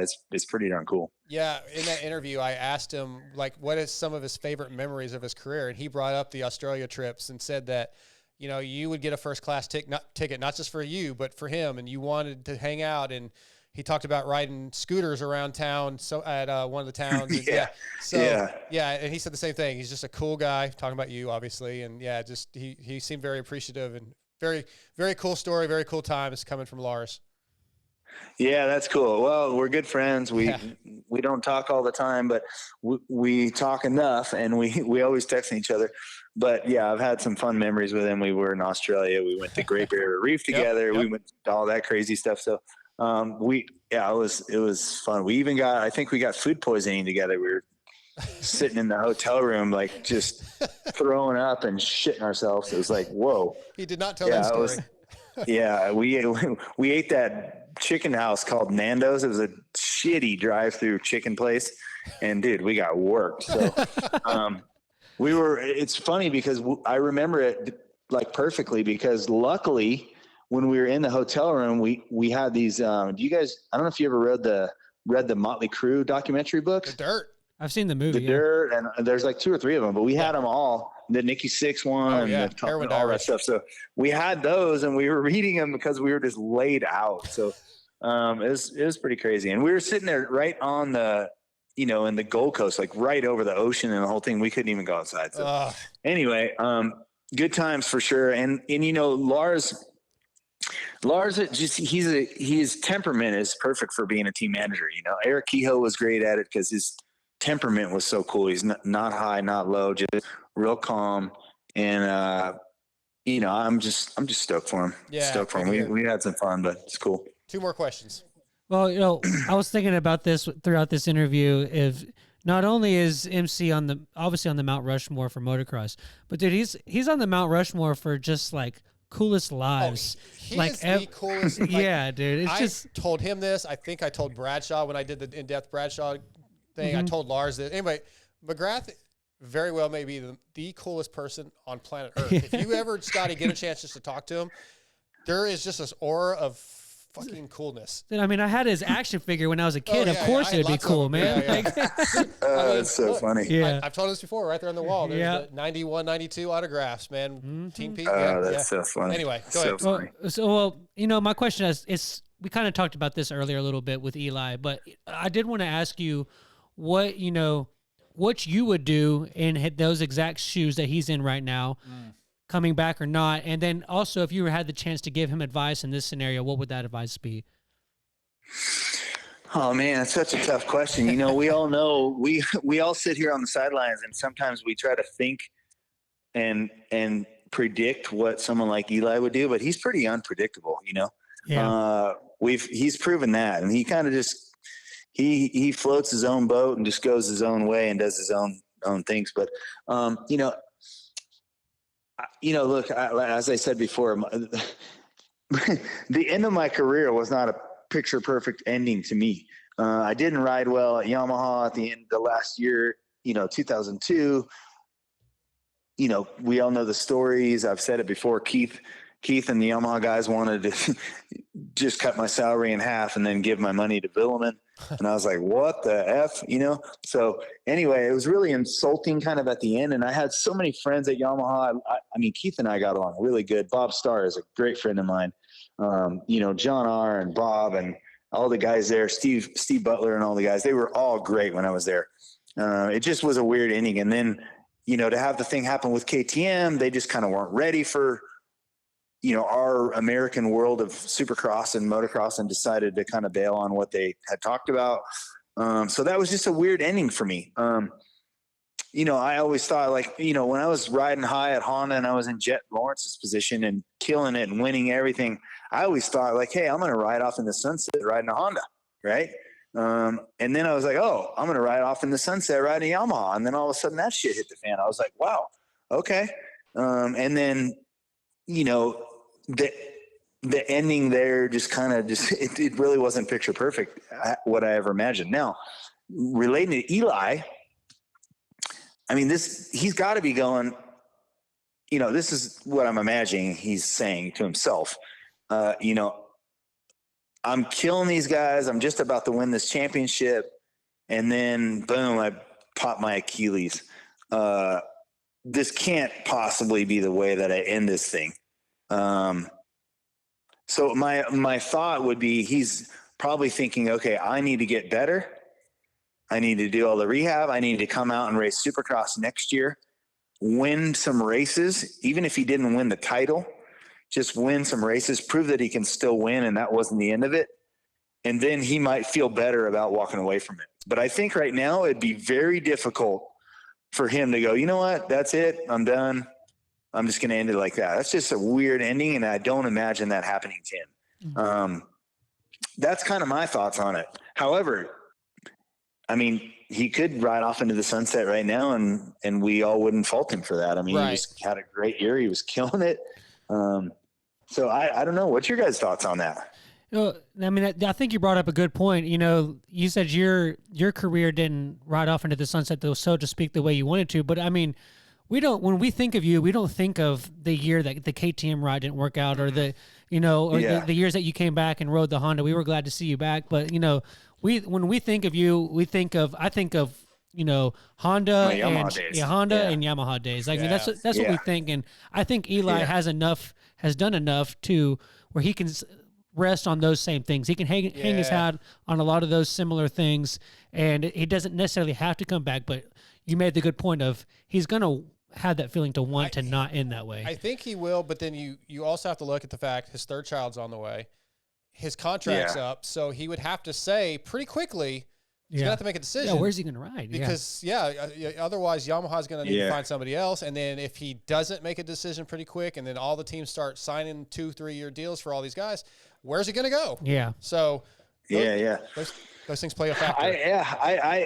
I don't know if the third kid on the way has anything to do with it. But when I was racing, I never had kids, so I didn't have that responsibility and that overhead. And I know, when you're married and you have kids and all this shit, I mean, eventually the switch goes off. You're like, I gotta stay home. I have more important things to worry about. And that's okay. That's sports. That's how it goes. I think you guys are right. I think Eli can hang his hat high, even if he decided to never put a leg over a motorcycle again. He was one of the baddest dudes to ever do it. That's for sure. Obviously he's second in Supercross wins, which is pretty darn amazing. He snuck up on that one without a lot of people kind of giving him enough credit, I think, even myself at times. But man, these last few years have been so dominant. I mean, he can go away really just going, all right, I did what I can do and this is it. To say that his contract's up, I think they would always make room for him on that thing. But at the same time, if you're Yamaha or Star or whatever, are you going to go, okay, we're going to pay Eli whatever he makes, $2 million, $3 million, $4 million, whatever it is, on not knowing whether he can race with his Achilles tendon? I'm not sure. Exactly. Is that why they're bringing Cooper Webb over? Or is Ferrandis gone and it would be Webb and Tomac? Or Dylan's leaving what are too. the scenario? Dylan's trying to leave. He is? Yeah, he wants the understanding is he wants out. Yeah, that's the word. Mm-hmm. Lots of turmoil. He sure made that. Yeah, he sure made the Yamaha look really good. But I mean, where's he going to go? Where's he got to go? Is he going to Husky or something? I mean, that doesn't. I don't know. There's a couple rumors, a couple of options. That one I can't confirm or deny because I haven't heard that one. I don't know. He might be coming to your guys, your brand. Oh, really? It's- Not come to Cowie. There's some thoughts that Jason might be out, and of course AC just re-signed, and yeah, Dylan might take Jason's spot. Yeah, I don't think that's true. Okay, well there. See, all right, I like that. I like that. That's just the rumor. MC, that Yeah, I don't think that's true. But okay. But it wouldn't be a bad problem to have 3 guys under there. You know what I true mean? too. Yeah, yeah. I don't think that's a bad problem to have because, you know, just the more the merrier, I think, especially if you don't have guys that are dominating. 3 guys would be that'd be good. Absolutely. It is hard for me to see Cooper and Eli being under the same tent, though. If that is the case, I just don't see that. I guess we're gonna find out in a few months. Yeah. We're gonna find out in a few months. I don't know. Yeah, I don't know. It's gonna be what? It's a silly. It's already been the silly season, but it's gonna be the silly off season or something. I don't know. It's like 12 months of silly season now. It's just all the time. There's always rumors. Before we let you go, ambassador for Kawasaki, the new KX450 just dropped, the 24. How much involvement do you have in that? Have you spun some laps on it? What do you think? I do not have any involvement in that. Okay. I mean, yeah, I've been out with it and all this stuff, but I don't have any involvement in the testing or nothing like that. I'm strictly brand ambassador. I love my Cowie thing. I do all things Cowie. Love this Science of Supercross show. Yeah. I love the guys I work with there, and it's such a great company. The bike is awesome, but you know, I'm not riding at the speeds of the pros, you know, not their speed anyway. So yeah, I mean, I'm loving where I'm at. I go side by side with my family. They make the cool KRX. There's a lot of cool stuff. So we're always having fun over at Cowie. You know, like they say, let the good times roll. Super fun. I'm very thankful of my position there, and we just have a lot of fun. So again, I don't have any involvement in the R&D, any of the testing, any of that stuff. I just get it. I just see it when it shows up. So luckily this time, I mean, not luckily, I guess they nailed it. This bike that we're riding right now, the 23 model, is it 23 model, right? Yep. Yeah, they're the last 3 or 4 seasons on this, you know, model has been amazing. The bike is sweet. So the new bike's great too. Perfect. I've heard it was good. So yeah, McGrath, I could sit here and talk to you all night, but we've had you on for over a half hour. Appreciate your time as always. You're just a pleasure to talk to, and thank you so much. No, I enjoy talking to you guys. Like I said, just hit me up anytime. We can make these Wednesdays work. No problem. So yeah. If I'm not out doing something fun, like you guys say, my life's so fun. Well, hey, if I'm not out doing something fun, I'll hang out with you guys. Just make sure you say no when Steve Mathis asks. No more pulp, man. Yeah. Well, you got to spread the love every once in a while. You know how it goes. No, Steve. You know, him and Skip are buddies, my old mechanic. So yeah. Skip's you great. Know, I like a little Mathis here and there. I got a little swap moto sometimes. You know how it goes. I do. I'm in it for all you guys. Yes, I love it. Steve and I are buddies. He busts my balls nonstop, so I got to give it back a little bit. So okay, good. All right. Well, I'll keep him on the lesser program than you guys. I like it. So. Perfect. Nice. Thanks, MC. All right, guys. Have a good one. Later. See you. The great Jeremy McGrath. You just cut him. You just hung up on him, bro. What the? I said bye, man. I didn't know you were still talking. And you, I didn't. Dude. Come on. He was saying bye. McGrath he rules. Have you ever talked to him before on the show? Because I've had him on a couple times. Yeah, okay. I have had him on before. I think at least once, maybe twice. Jeremy McGrath, brought to you by WUSA. Yeah, he's freaking coolest dude ever, man. So, yeah, it's hard not to have a little man crush on him.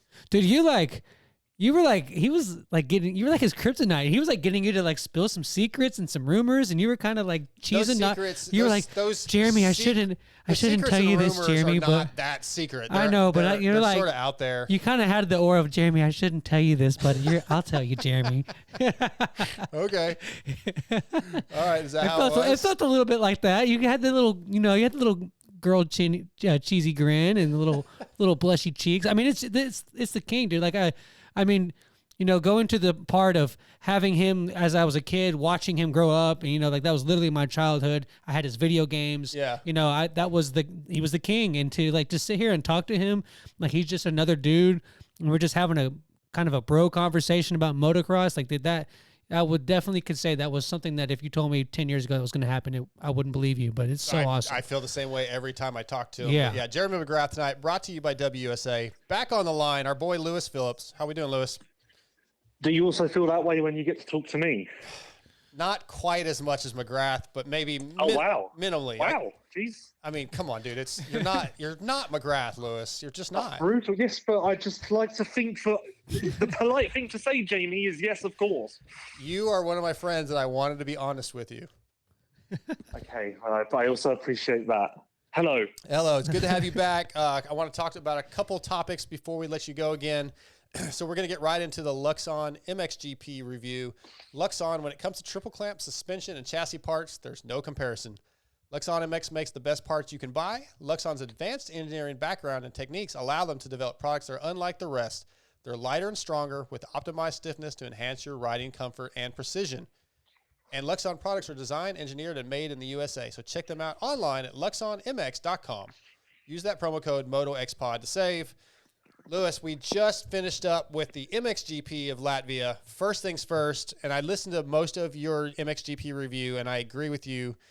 As of now, this is one of my favorite tracks to watch on TV. It looked like it was a lot of fun. It was just very visually a good race.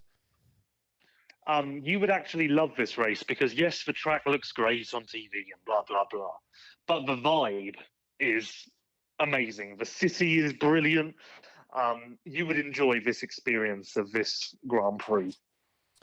Well, I need to make that. This is one of the ones I want to go to. Maybe next year, if we can make that happen, we try to get Vital to send me and you. I've just realised that I've been to the Latvian race 9 times, and that has just hit me like a ton of bricks because it's just made me realise how old I am. Oh, just you wait. Like, what? 9 times I've been to the Latvian GP. Like, what? How old am I? Dude, I've missed out on so much. And it gets away from you. Wait till you're my age, and it just like every year feels like 3 months. It's scary. Let's talk about this race. As you know, and I've talked about on here, I've kind of picked Kai de Wolf as my guy. And you and I had a conversation last week. He's a sand guy. He basically expected himself to win. He was the favorite to win. And you made the comment, if he doesn't win, obviously that's going to be probably bad for him mentally because he expects to win, especially with Geertz being out. He did win, but I honestly thought Benestadt was better. Really? Well, I mean, he definitely gave him a run, a couple times, and to me, he looked better. Kai de Wolf did not run away like I expected him to. Yeah, but I guess if you want to really play it to be nice, you could say that he was managing it well. Okay. No, Benestadt is still going to be good. Like, I don't think that Kai was ever going to win by 20 seconds. That will come at Lommel. Like, Latvia isn't really sand. Latvia is probably comparable to Southwick, I'd say. Like, it's not really sand, but it is sand. But like Lommel, Benestadt won't even see Kai de Wolf. Like, they won't even be close. Okay. So yes, like, it's not that shocking. There's been plenty of hard pack riders who have done well in Latvia, so it's not Lommel essentially. And in a similar breath, Benestadt will probably win this weekend because it is a old school hard pack track that doesn't really favour de Wolf.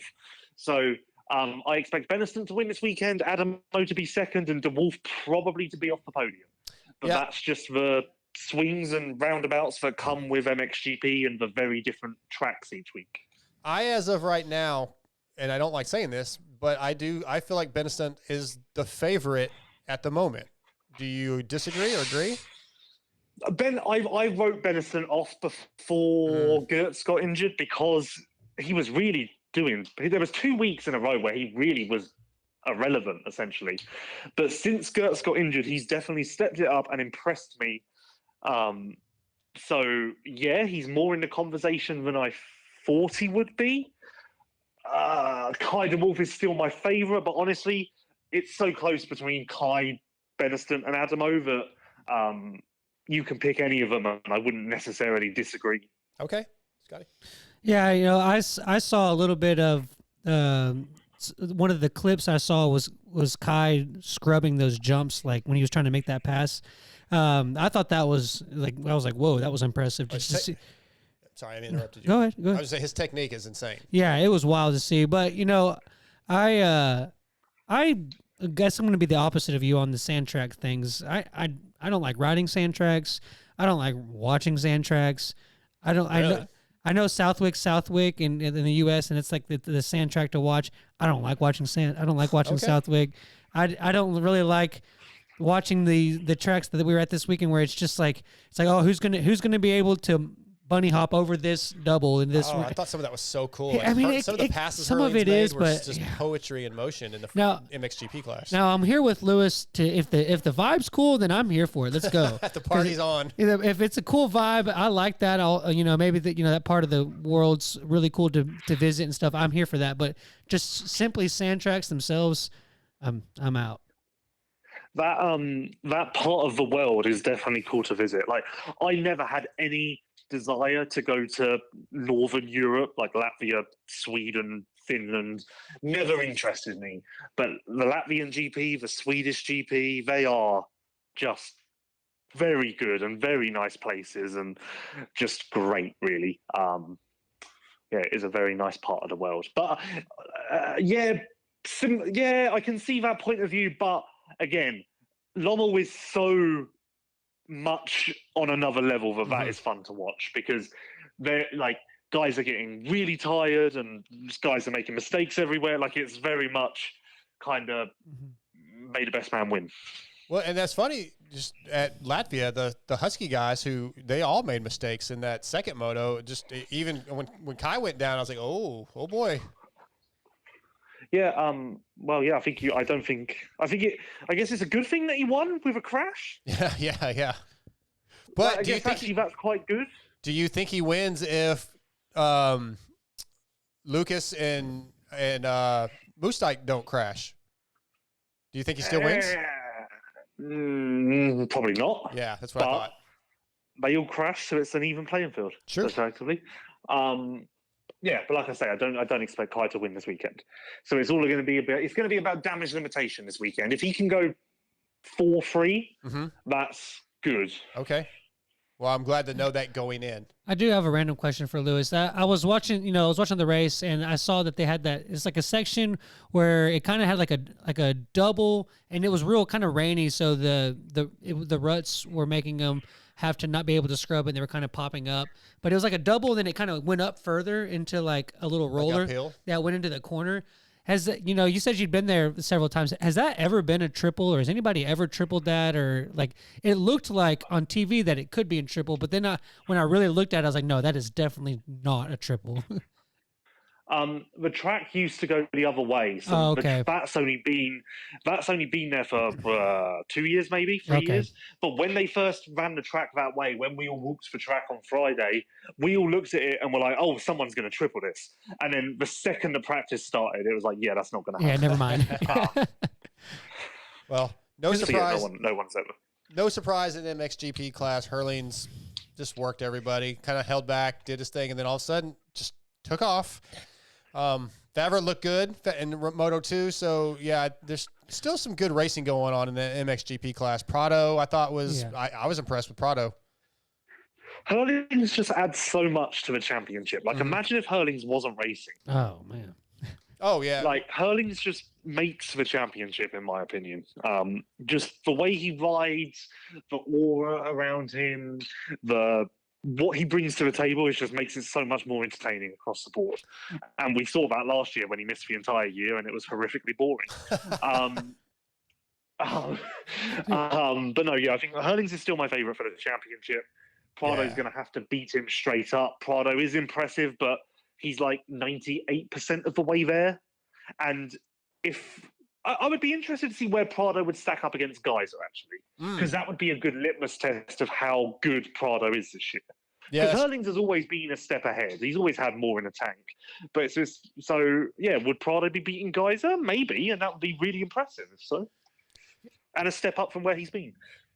Yeah, it's good. I mean, your guy, Jeremy Sewer, not the best day after last week's success, but, I think this MXGP class, there's a lot of guys that could podium. It's sort of inconsistent still with those guys that are in second, third, fourth, and fifth. Yeah, like obviously we're missing Renault, Geyser. I feel like there's someone else, but I can't think of. But yeah, there are. It is still a deep field, a competitive field, and apart from Hurlings, who is kind of inevitable, anyone else could be second and third on any weekend. And that's what's dangerous for Prado, because there's more chance of Prado finishing third or fourth than there is Hurlings. Yes. Yeah. You know, watching Hurlings, I see. I don't have the MXGP package. I just watch it on CBS Sports, like recorded, and man, it's kind of been inevitable the last few times. Like he'll be sitting there in third, and you're watching the race, you know, and sometimes I'm doing stuff like I'm maybe cleaning my room or eating dinner, said, go clean your room. or eating dinner or something like that when I'm watching them. But I feel like my attention will astray for 30 seconds, and then like it'll go to a commercial break and it'll cut back and he's 5 seconds in the lead when like he was just in third, and I'm like, what the hell just happened? Just turns like it on. yeah, it flips the switch. Yeah, but my point is I think it's interesting, like especially in the sand track where Hurlings is known to be the guy. Like, can Prado sit there in third and just kind of safely take those races with his points lead, or is it is he going to have to start doing some stuff to where he's going to have to ride over his limit a little bit? This weekend will be interesting because Prado can beat Hurlings at Tuchental. This isn't a good track for Hurlings necessarily. So Prado could potentially win this weekend. I think that he needs to. Indonesia's after that, and that is just a toss-up because last year, I shit you not, probably 75% of the riders got food poisoning. Oh, geez. So that's a toss-up. Like, who knows what's going to happen there? Maybe Prado will get food poisoning and struggle like hell, or maybe Hurlings will get food poisoning and struggle like hell, or maybe they both will, or who knows? Don't eat the bratwurst. They will probably be better prepared this year, I would imagine. But still, it's Indonesia. It will get you. No, but this weekend will be interesting. Prado can win this weekend. The last time the Hurlings and Prado raced together at Tuchental was when they crashed together after the checkered flag. Did you ever see this? Yes. I remember that. Yeah, like 2 years ago, maybe? Yeah. Yep. So, and so the reason they crashed together is because Prado raced Hurlings to the line. So right, I remember that. I remember that. Yeah, he can do that at Tuchental. All right, we're gonna. Am I just an idiot, or I thought Tuchental was a German? It is. That's what's this weekend. I thought he said Indo. That's the following. Oh, okay, yeah, okay. You weren't listening hard. You weren't listening well. No, I just got confused because I was Because you said bratwurst. Yeah, I was started thinking he moved on to Indonesia. The bratwurst comment threw me off. Sorry. He had moved on to Indonesia. All right, so that is the Luxon MXGP review recap. Before we let you go, let's do the X Brand Forum check-in. X Brand has quietly grown into one of the premier goggle choices available. They're used in some of the most grueling conditions by the GNCC XC2 champion Lyndon Snodgrass, the 22 GNCC ATV Pro champion Bryce Neal, and many more. Go to your local dealership, ask for X Brand, distributed through WPS. You will not be disappointed. Lewis, we talked last week. We didn't get to these check-ins because of some time restraints, but there was a couple we had talked about getting into. One of them was the headline was "Why the Disdain for Jet Lawrence." My Wi-Fi's down, so I can't really pull it up and read it, but you and I talked, and I don't think there is a lot of disdain for Jet Lawrence. That's my thought. Yeah, I agree. I don't really see it. Maybe some people. Okay, there has been disdain for the amount of times he's featured on TV, sure, but I don't think that's necessarily anything against him. I think that's more people having a gripe with the television directors. I don't see a lot of Jet hate, to be honest, and it's completely wrong, and it leaves me scratching my head. But I see more Chase hate when I do Jet. See, and I don't know why. I don't see a lot of Chase hate either. I see. I'm not saying there's a lot of it, but there's more of it. I think, Scotty, what I see is people like Lewis just touched on, like they're kind of tired of these people being put in their face, and you can add Hayden Deegan into that. There's people that really love Hayden, or they hate him because they're sick of hearing about him. And I don't think disdain is the right comment or the right adjective for these guys, but it's just okay. I'm sick of hearing about this dude. Like, That's a good point. Well, first of all, with the Chase thing, I think it's more. I don't think it's Chase hate. I think it's a lot of Chase criticism. I don't think that the criticism kind of gets masked as hate sometimes, but I think it's just more of, oh well, he threw away the win again or that kind of thing. But as far as the upcoming guys like Jet and Hayden and stuff, like I mean, it's just they're gonna put the spotlight where the fans want them to. But I would say that it honestly is a little disappointing that Jet's gonna come in and just kind of get these wins like this. Like I wanted to see him have to go through Chase and Eli, like we had Well, of course, a couple months ago. We had planned on having to happen. So like I do find a little bit of disdain or hate or whatever you want to call it. It's unfortunate to me that it's going to just kind of almost be handed to him. Lewis? I'm kind of switching gears, but did you listen to on the post race show what I said about Jet and how this sets him up for 2024? Yes. About how this is potentially an issue, you could say, potentially. Yeah. I was going to raise this with Lars on Pulp, but I didn't really have the time, and the interview was going along anyway. Do you subscribe to that at all? And I could see two sides of it. I actually like the side McGrath just talked about this a little bit and said that with the what's the word I'm looking for? Confidence he's going to build from this, that he's going to go into next year and not be scared of any of these guys whatsoever because he already knows he can beat them. Yeah, any of these guys, but these guys are Webb, Plessinger, Ferrandis, and AC, not Tomac and Sexton. Well, I mean, he did technically. And this is where it's like a false sense of confidence, because we all know that Webb on a 450 in Supercross is very different to Webb on a 450 outdoors. Mm-hmm. So if Jet suddenly starts thinking, "Oh, I've got Coop in my back pocket," and then Webb comes out and gives him all he can handle next year, maybe that rocks the confidence a little bit, has him questioning himself. Like, I don't want to disagree with the king, but maybe there's always another side to the story. Mm-hmm. That's kind of what I said. Like, I agree. Like, it doesn't matter necessarily to Jet if he goes in believing he can beat Webb. That's big for Jet to have that confidence. That's key. That's way better than being unconfident. But at the same time, I brought this up with MC. I said we've never seen him really be rattled by a guy like Webb that maybe will play some mind games and run it in there. Like, we haven't seen Jet have to deal with something like that yet. So you're right. That could very well work in the opposite direction. We don't know how he's going to handle that. Yeah, and I've mentioned this a few times, but Prado was very similar to Jet on a 250. Mm-hmm. Often got great starts, found it quite easy. If he didn't get a great start, then he would just pick his way through without much stress and let the race come to him, and happy days, it worked out in the end. Like, it was never much stress for Prado in 250s. And he went to 450s. He was very good, but he was so overwhelmed by the sheer intensity of everyone around him, and the fact that guys wanted to kill him for 6th place.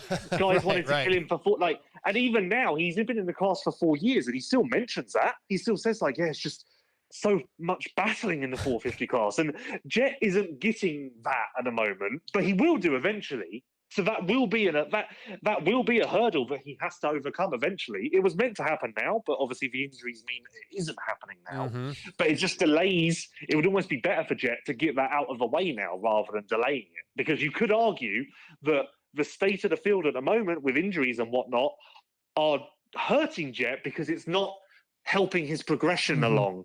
You could say that really it's no different for Jet being in 450s or 250s right now. Right. He would progress the same amount. That's a good point, actually. Yeah. Honestly, not Honestly, bad, Lewis. that may be the best point I've made in months. Well, I was saying that, and I was impressed with myself. well, I'm with you. Like, let's say obviously people are Jamie like, liked that. I'm laughing. well, Webb and AP are progressing. You're gonna sprinkle in guys like Chase will come back, Barsha will come back. It'll be interesting to see how that develops. But your point is good. Like, let's say he does go 24 and 0 and was and just kind of 22 and 0. yeah, what I'm so used to 12 rounds. I'm sorry. 22 and 0, and he never really had any adversity. Does he really learn that much from that? That's a good way to look at it. Yeah. He's not going to learn a lot, but the confidence I still think is a heavy factor on when he goes into Supercross. If he thinks in his mind, I can beat these guys, that's a whole lot different than when you go, oh, I don't know if I can beat these guys. So, but I think Lewis's point is very, very valid. I need to get. I know Lewis has some other things to do. I want to hit one more forum topic that ML sent to us earlier. This is one of those crazy conspiracy theories. I touched on it earlier. Just mentioned it, Scotty. I'm here for it. Let's give it to me. So we're gonna probably blow this dude out. But in Oh, Rosso 391 on our forum says, not much of a conspiracy when you look at it from Honda's perspective. How hard would it be to think Honda essentially made Sexton sit out Hangtown for Jet to gain 50 easy points in the championship? Sexton leaving Honda for KTM next year, and he just lucked into the 23 title for Honda. These are a bunch of points he's making. Now Jet on a 450. Honda wants their Wonder Boy that everyone keeps shoving down our throats in every broadcast to start winning titles right away to get the return on investment. I'm not going to read all of these. It's so blatantly obvious what game Honda is playing right now. Scotty, I'm going to go to you first. Dude, honestly, man, I'm here for it. Okay. I'll play that side of the fiddle. Well, then you're an idiot. Maybe. I mean, yeah, obviously, like, I'm going to say this in a different way. I have a buddy that, like, he tells me stuff, and the way he describes it and the examples that he uses and the stuff that he says sounds like, I'm like, dude, you're an idiot. Like exactly what you just did. You're an idiot. Like, how could you possibly think that fact 1, fact 2, fact 3, fact 4? Yeah. But then, whether it's a day later, 6 months later, 5 years later, they end up happening in some way, shape, or form that he said it. Scotty. Honda is not saying. Hold on. Listen, if Honda told Chase, we don't want you to race, and Chase would be like, "F you, dude." No, I know. I'm saying this. I'm just playing the other side of the party here. Okay. I'm just saying that. Didn't know we were. At that example, This was a fictional show. I'm not saying fiction. I just that part of the point I'm making is that a lot of the stuff that my buddy says ends up coming true in some way, shape, or form. Not saying that is true or anything. I'm just playing the other side of this, and it is a very interesting thing to like oh, it was a concussion, and then it was mono, and then it was the concussion made us realize that he had mono, and then it's like I don't know. It's just it is like fun. I should mute your mic right it's now. fun to think about. I'm just do you want me to? Would it be interesting if we were all three agreeing on the same point? No, it's fun to play the other side of it, and I just think it's an interesting concept. And who knows, man? I'm here for the conspiracy. I don't think it's true, but I'm here for the conspiracy. I think you think it's true. Lewis, No, I don't. Lewis, come on. No comment on this absolute bullshit. Honestly, it just makes me ashamed of the forum. It makes me ashamed to be associated with the forum. This is why I try to not even get involved in the forum, because the craziness seems to be at an all-time high. I genuinely refuse to believe that there are fans in other sports who come up with stuff like this. Like I'm going to actually have a look at I guess I wouldn't even understand if things are crazy or not, but I want to have a look at other forums in other sports and see if the fans are having intelligent conversation or if they are just coming up with the most whack job, idiotic, stupid ideas ever. No, Lewis, you would be okay. Harsh? No, you would be not at all. you would the other sports. You would be surprised at some of the stuff that's said. Like the whole thing in the NFL right now that everybody's screaming about is that the whole thing is a written out script that is made by the people in charge of the NFL that want these certain brands and these certain teams that are involved to succeed, and it's a whole script that people are. Someone told me that the balls have magnets in them and are getting that way they can turn them on to get a certain catch or a drop when they want to. That's the kind of stuff that's out there in the other world. So, Oh my God. yeah, it's everywhere, man. There's nut jobs everywhere. It's not just this. Speaking of nut jobs, I am in desperate need of a new suitcase. Okay. And in the break where you hung up on me and called me again, I ran out to try and buy a new suitcase quickly just to tick that problem, tick that box. I went into this shop and there was a suitcase which was like the size of hand luggage. Yeah. $1,000. And I don't understand. Was I it don't like Louis understand if it Vuitton was or like- something? No, it was literally just a suitcase shop. You should just hit up OGO. Yeah, but I'm urgent. Like I need to find one tonight. Very pressing situation. You're not there ain't a Walmart around there, Lewis? What, do they sell suitcases? Oh yeah. Yeah, they do. They have suitcases. Yes. Okay. Yeah, I'll you try get one that. I have actually bought one from Walmart many years ago. So yeah. You can get $75 will go a long ways, Yeah, man. You can get almost anything you need at Walmart. Oil change. Okay, because I was very tires. close to dropping $1,000 on this Don't do suitcase it. because I'm Don't desperate. do it. No, please don't do that. Hit your Walmart up. I'm about to let you go so you can go do that. Before I do, give me your 60 picks for Thunder Valley. I guess I'll just go ahead and write in Jet for first probably, but give me your picks. No. First, Chase Sexton. Okay. Second, I'm writing it down. Jet Lawrence. Yep. Third, Jesus. This is hard. I don't think he's racing. He's not on this. He's not signed up. No, put it down. Put it down. Jesus. Jesus. Wait, I thought Jet was Jesus. Maybe if you're one of those read back my top three to me. Sexton, Jet, and Jesus. I like my chances. Hey, for Randus's hair, he can be like Italian Yeah. Jesus. French Jesus, my sorry. chance. French, sorry. French Jesus. Yeah, he'll eat. Okay, anyway. All right. We'll let you go get a suitcase. Thanks for your time tonight. Jumping on here, Lewis. Good times. One more quick question for Yeah, you. do it. How were the Jerry and Jeremy interviews? Good? Happy? I think they are very good. Yes, I think they're both Both? with a V, both very good. Who was your favourite? Oh, come on, it's McGrath. Dude, Okay. wait. No, hold on. I got to tell Lewis. Go ahead. Dude, Jeremy was like, "Oh, isn't so and so going to this or like who they're going to be there next year?" He's talking about like some of the, a lot of the rumors Silly that are going season around, silly season talk. And Darside kind of got this vibe going where he was like, he kind of, MC, I shouldn't really tell you this, but you're Jeremy. I'll tell you, MC. He was kind of like, he got a little schoolgirlish. It was kind of funny to see. What rider was he talking about? Well, a couple everybody. of them. Pretty much everybody. We talked about the whole Yeah. season. Yeah. He said he's heard rumors about Cooper leaving, and he's like, is that really happening? And he asked about. We talked about Dylan Ferrandis, where Dylan might go, and I said, and Sexton. I said, Dylan might be going to your team. And he goes, Kawasaki? What are you talking about? And I was like, well, the rumor is that Jason might not be there and that Dylan would like to leave Star and like to go to Kawasaki. And he goes, yeah, I don't think that's happening. No, I think Jason's re-signed. Yeah, I think I'd heard that too, actually, but I wasn't sure if it was fact. I have no idea what Dylan's going to do. No idea. Right.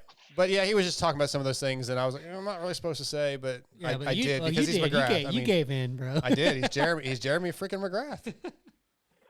I mean, I'm not going to deny that. Yeah, it's funny. Anyway, Lewis, thank you, man. Glad to hear it. Thank you. Have a great night. Enjoy yourselves and enjoy every second of your show. Will do. It won't be as much fun without you. But See, go wait, get a was suitcase. that sarcasm? Probably. No, that was from the heart. All right. I'll talk to you later, Lewis. All right. See ya. Lewis Phillips, everybody. Okay, we've got a couple. He's gonna like me one day. We're gonna get there. He's fine with you. I know. He's fine. I'm just playing it up for the Yeah, show. yeah. I mean, because I am too. He doesn't really like you. He tells me all the time. Okay, Motul emails. Damn, was that sarcasm? Don't worry about it. Motul, extra engine. Ooh, I just read that right in the middle of it. For decades, Motul has developed high-performance synthetic ester-based lubricants. By selecting esters over other high-performance synthetic-based stocks and combining them with an innovative additive package, this is a hard read. This is the one I mess up the most. Motul has created a perfect synergy. This most advanced ester core technology allows the maximum power output of the engine without compromising reliability and wear. You can find this in the entire Motul Powersports product lineup at their online website, shopmotul.com, and enter code VITAL20 to receive 25. You gotta, dude. You're reading from the paper, man. Read from your heart. Yeah, read from the. You're right. Receive 20% off your order of $50 or more. Yeah, I suck at that one. I suck at most of those. I don't know what to tell you. You gotta be more just congenial about it. Does it like? You don't have, Congenial? you don't have to read these. You get to read these. We're here because of them. Okay. Yeah. Motul emails tonight because I've been asking people for emails. We didn't get too many of them last week. I think we did one last week. Adam says, with all the injuries this season, I was just curious what injuries you guys have had in the studio, minus the Bradshaw crash. So what are give us a couple stories. I'm gonna knock on wood. I've rode my whole life, and the only thing that I've actually really broke was, and I don't even know for sure. It felt like it did. I think I fractured some ribs, and that was me coming off the couch not riding for 4 years and riding over my head. Other than that, man, I've always rode cautiously. I've never really tried to ride over my head. Maybe you can even call it riding scared a little bit.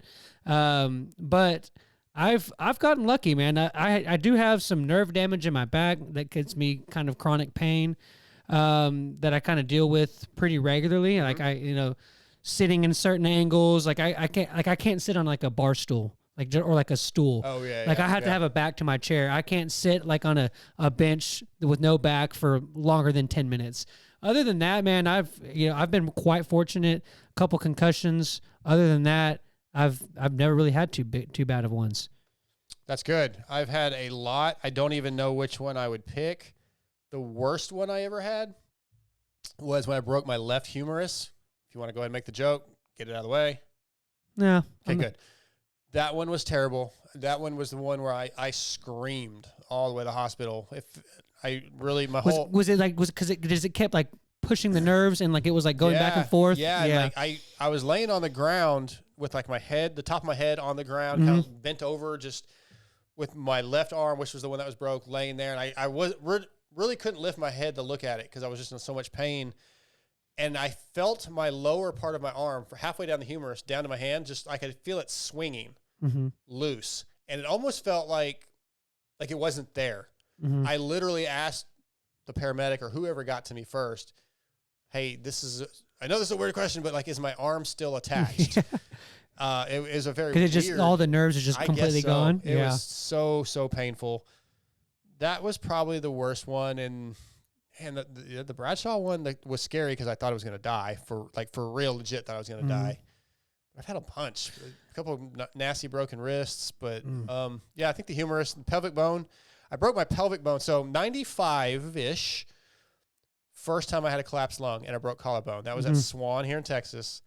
And I was still living at home. I was 19 years old. Got kind of healed up. Took me 6 weeks or whatever. And I remember, man, I was so ready to go ride once I got released. I loaded the bike up on Sunday morning to go ride. My mom came home from church and just started going off on me. Like, well, I can't believe you're going riding. I just it didn't register that it happened to be Mother's Day. And she was there the day that I got hurt, and she kind of a-hole. Yeah, so she was still dealing with her own trauma of me being hurt that bad because she thought I was dead the way I was unconscious on the track. So yeah, I kind of really hurt my mom's feelings that morning. But being the a-hole kid I yelled back at her and said, "Screw it, I'm leaving, I'm moving out." And smooth. I went riding at a friend's house, and within 5 minutes of being on the bike, I crashed and broke my pelvic bone. Mm-hmm. But I refused to call home and tell her, so I just dealt with it for like a day. But yeah, so those were some of my stories. Mama's not wrong. Yeah, she wasn't wrong, and I don't know that I've ever even apologized to her for that one. That was probably, dude, what's wrong with you? Yeah, I suck. Well, hey, I do want to say though, what that made me think of something that, and this may be, I've kind of always been like, I've always thought this way. Maybe it's not really how it goes. Maybe I've just gotten lucky. I've always felt that I've fallen good. I've had people say that they like ball so. up Okay, or whatever. The example to make this make sense is when you have a car accident where it's an innocent person and then a drunk driver. 9 times out of 10, the drunk driver gets unscathed, and the real injury or the death is usually the opposite vehicle. I've heard this theory. I don't know if there's stats behind it, but it just seems to be like the case because that other person's inebriated, they're loose. Yeah. They don't always see it coming. They don't tense it up. I've always tried to. So like for if people that have been on like a boat or like gone tubing or been on a jet ski, or if you've fallen in water, you always just kind of like, you don't really fight it because it's water, because you just kind of roll and you just like let the momentum carry you. That's kind of always how I've tried to fall on a dirt bike. Like, you take the obviously the brunt.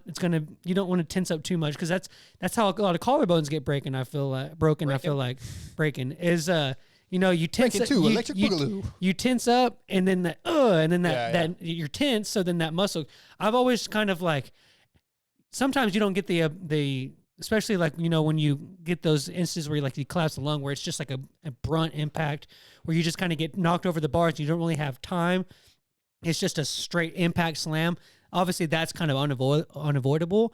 But I will say that I've always, when I have that oh shit moment and I go in the air, I literally just close my eyes and I just kind of let the ground take me. Okay. Just roll with it. Kind of don't freak out, don't tense up. It's against human nature to do that.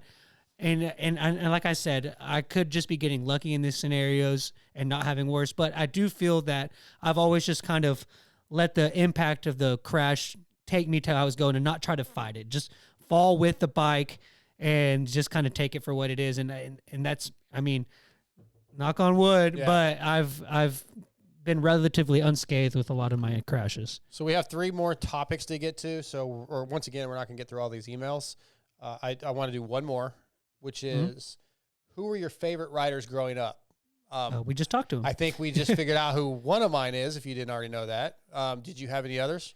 Man, obviously you the main guys, you got your Carmichael and your and Stewart and McGrath. I liked Wyndham was always. Yeah.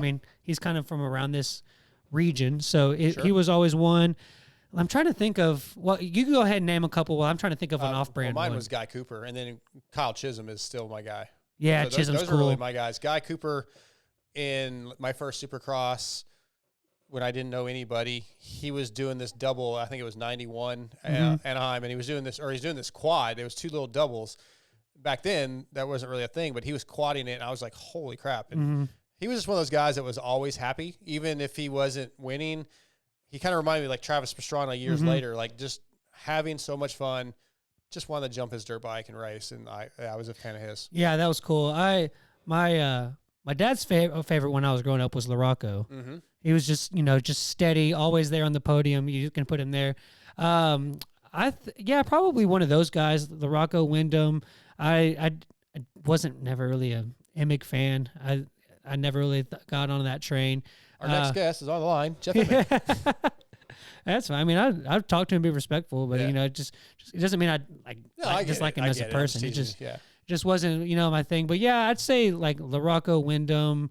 I'm trying to think of a random one that I always thought. I go back and watch a lot of old stuff. I did like Ezra Lusk a lot. Okay. And I wasn't asking you for to name every single rider that ever raced. All right. We have a podcast where we talk, and then I get ridiculed for talking.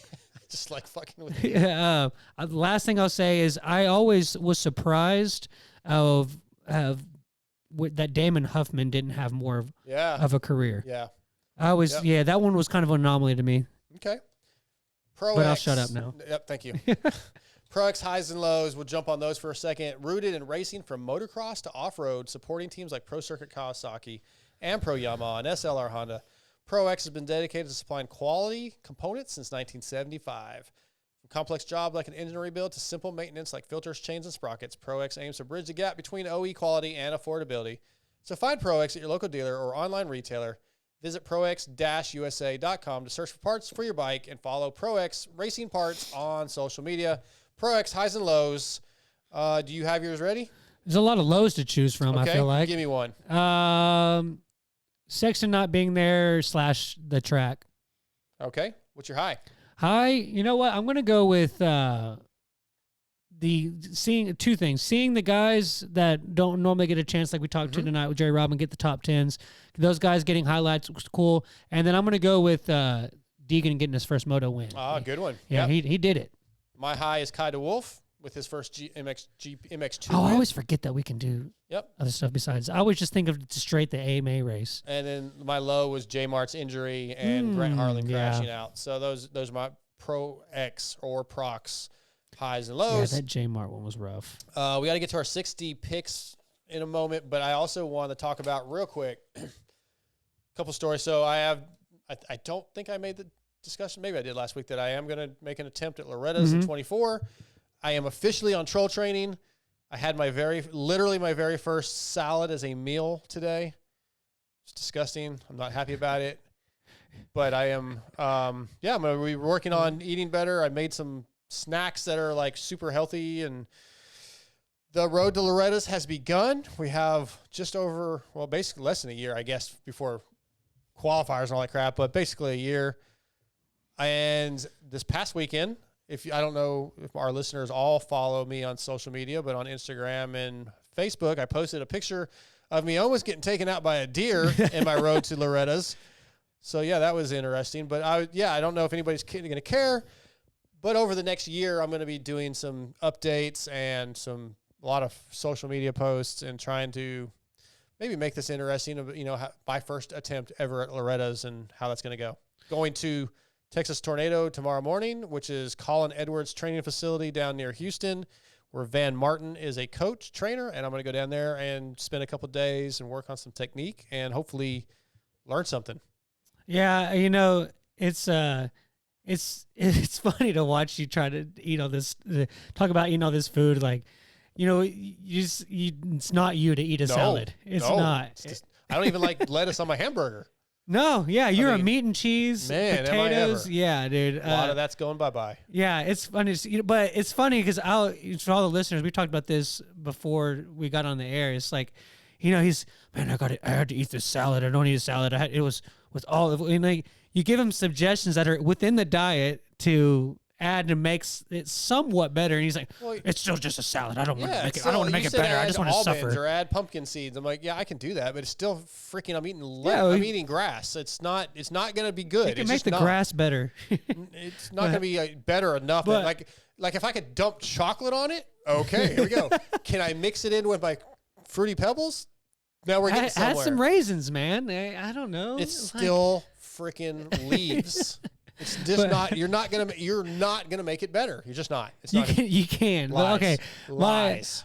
Kidding aside, watching you go, going from the guy I started doing this show with to where you're now, it's definitely impressive to see the change that you've made.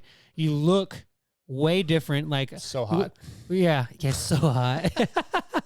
No, man. When we got up from the show yesterday, last week, you got up and I was like, dude, like, you're freaking skinny, man. It's cool to see the progress. It's inspiring. I actually kind of want to, once I'm close to getting my bike back to where I can ride again. And honestly, man, I need to make some health changes. There's some things that I want to quit doing, bad habits that I have that I want to stop. I want to start getting on the health train too. I kind of want to piggyback on with you and try to do this Loretta things too. I've had that thought of bettering myself, working out. I've never given myself a real shot to be like good at moto. Like I've always just kind of like over time I've gradually gotten better because it's just pure seat time. But like putting in training efforts, getting physically fit, making healthy choices, and doing that stuff, I've never really given that a shot. I've never really added that to my riding, and I kind of want. I was thinking about this last week after you told me that, and it was inspiring. It kind of inspired me to want to do the same. And I'm your mentor. Yeah, maybe you are, or just an inspiration to try to do this. And I'm going to try to. I think I'm going to try to do it with you. Sweet. I don't know if I have the funds to do it. I don't either, to be honest. But yeah, I'm not worried about that right now. Yeah, I'm gonna get back on the bike. I'm gonna start trying to do this stuff, and I want to try to do it too. Cool. I love it. We have some emails, some other emails, some highs and lows that came in from like Shane Borden and Shane Bagley and some others that we just aren't. Some Shanes. Yeah, we're not having time to get to tonight. I will touch on this one real quick. Shane Borden sent a message. We had AP on recently, and we were talking about how everybody just loves him and how fans love him. And he said, hey, listening to the show and on the AP topic, I brought a friend to Salt Lake City Supercross a few weeks ago for his first ever Supercross, and he doesn't ever watch it and isn't into it, but he also was like, AP is my guy. Yeah. And he was like, yeah, that dude is rad. So, funny. Everyone just likes him instantly. So, yeah, true story, Shane. Very cool. Appreciate you reaching out. MotoXpodShow@gmail.com. You can hit us up. I want to do these emails weekly. This is fun stuff. We could talk about racing, but everybody talks about racing. Let's talk about some moto stuff that has to do with us personally and you as the listeners. Let's do this as like family style. I think that's a big part of what makes PulpMX great is it's not only about racing. It's really more about just friends. So I want this to be very similar to that. So yeah, hit us up, MotoXpodShow@gmail.com. Also, criticisms, questions, complaints. When you see us post who our guests are, like I think I'm going to get Amart on next week to talk about troll training. So if you have questions you want us to ask, MotoXpodShow@gmail.com. We really want you guys to get involved. Get on our fantasy league, MotoXpod Show on the PulpMX Fantasy League. I did reach out to the winner of our Supercross series, and I'm waiting for him to respond with what he wants for his winnings. But what do you got, Scotty? Oh, I was going to say, this week is the not the example because we didn't have the live show because of Wi-Fi or whatever. Stream. But I will say to those of y'all, I know sometimes getting into the live show is not always possible. I don't get to watch the podcast that I watch live just because of time and scheduling.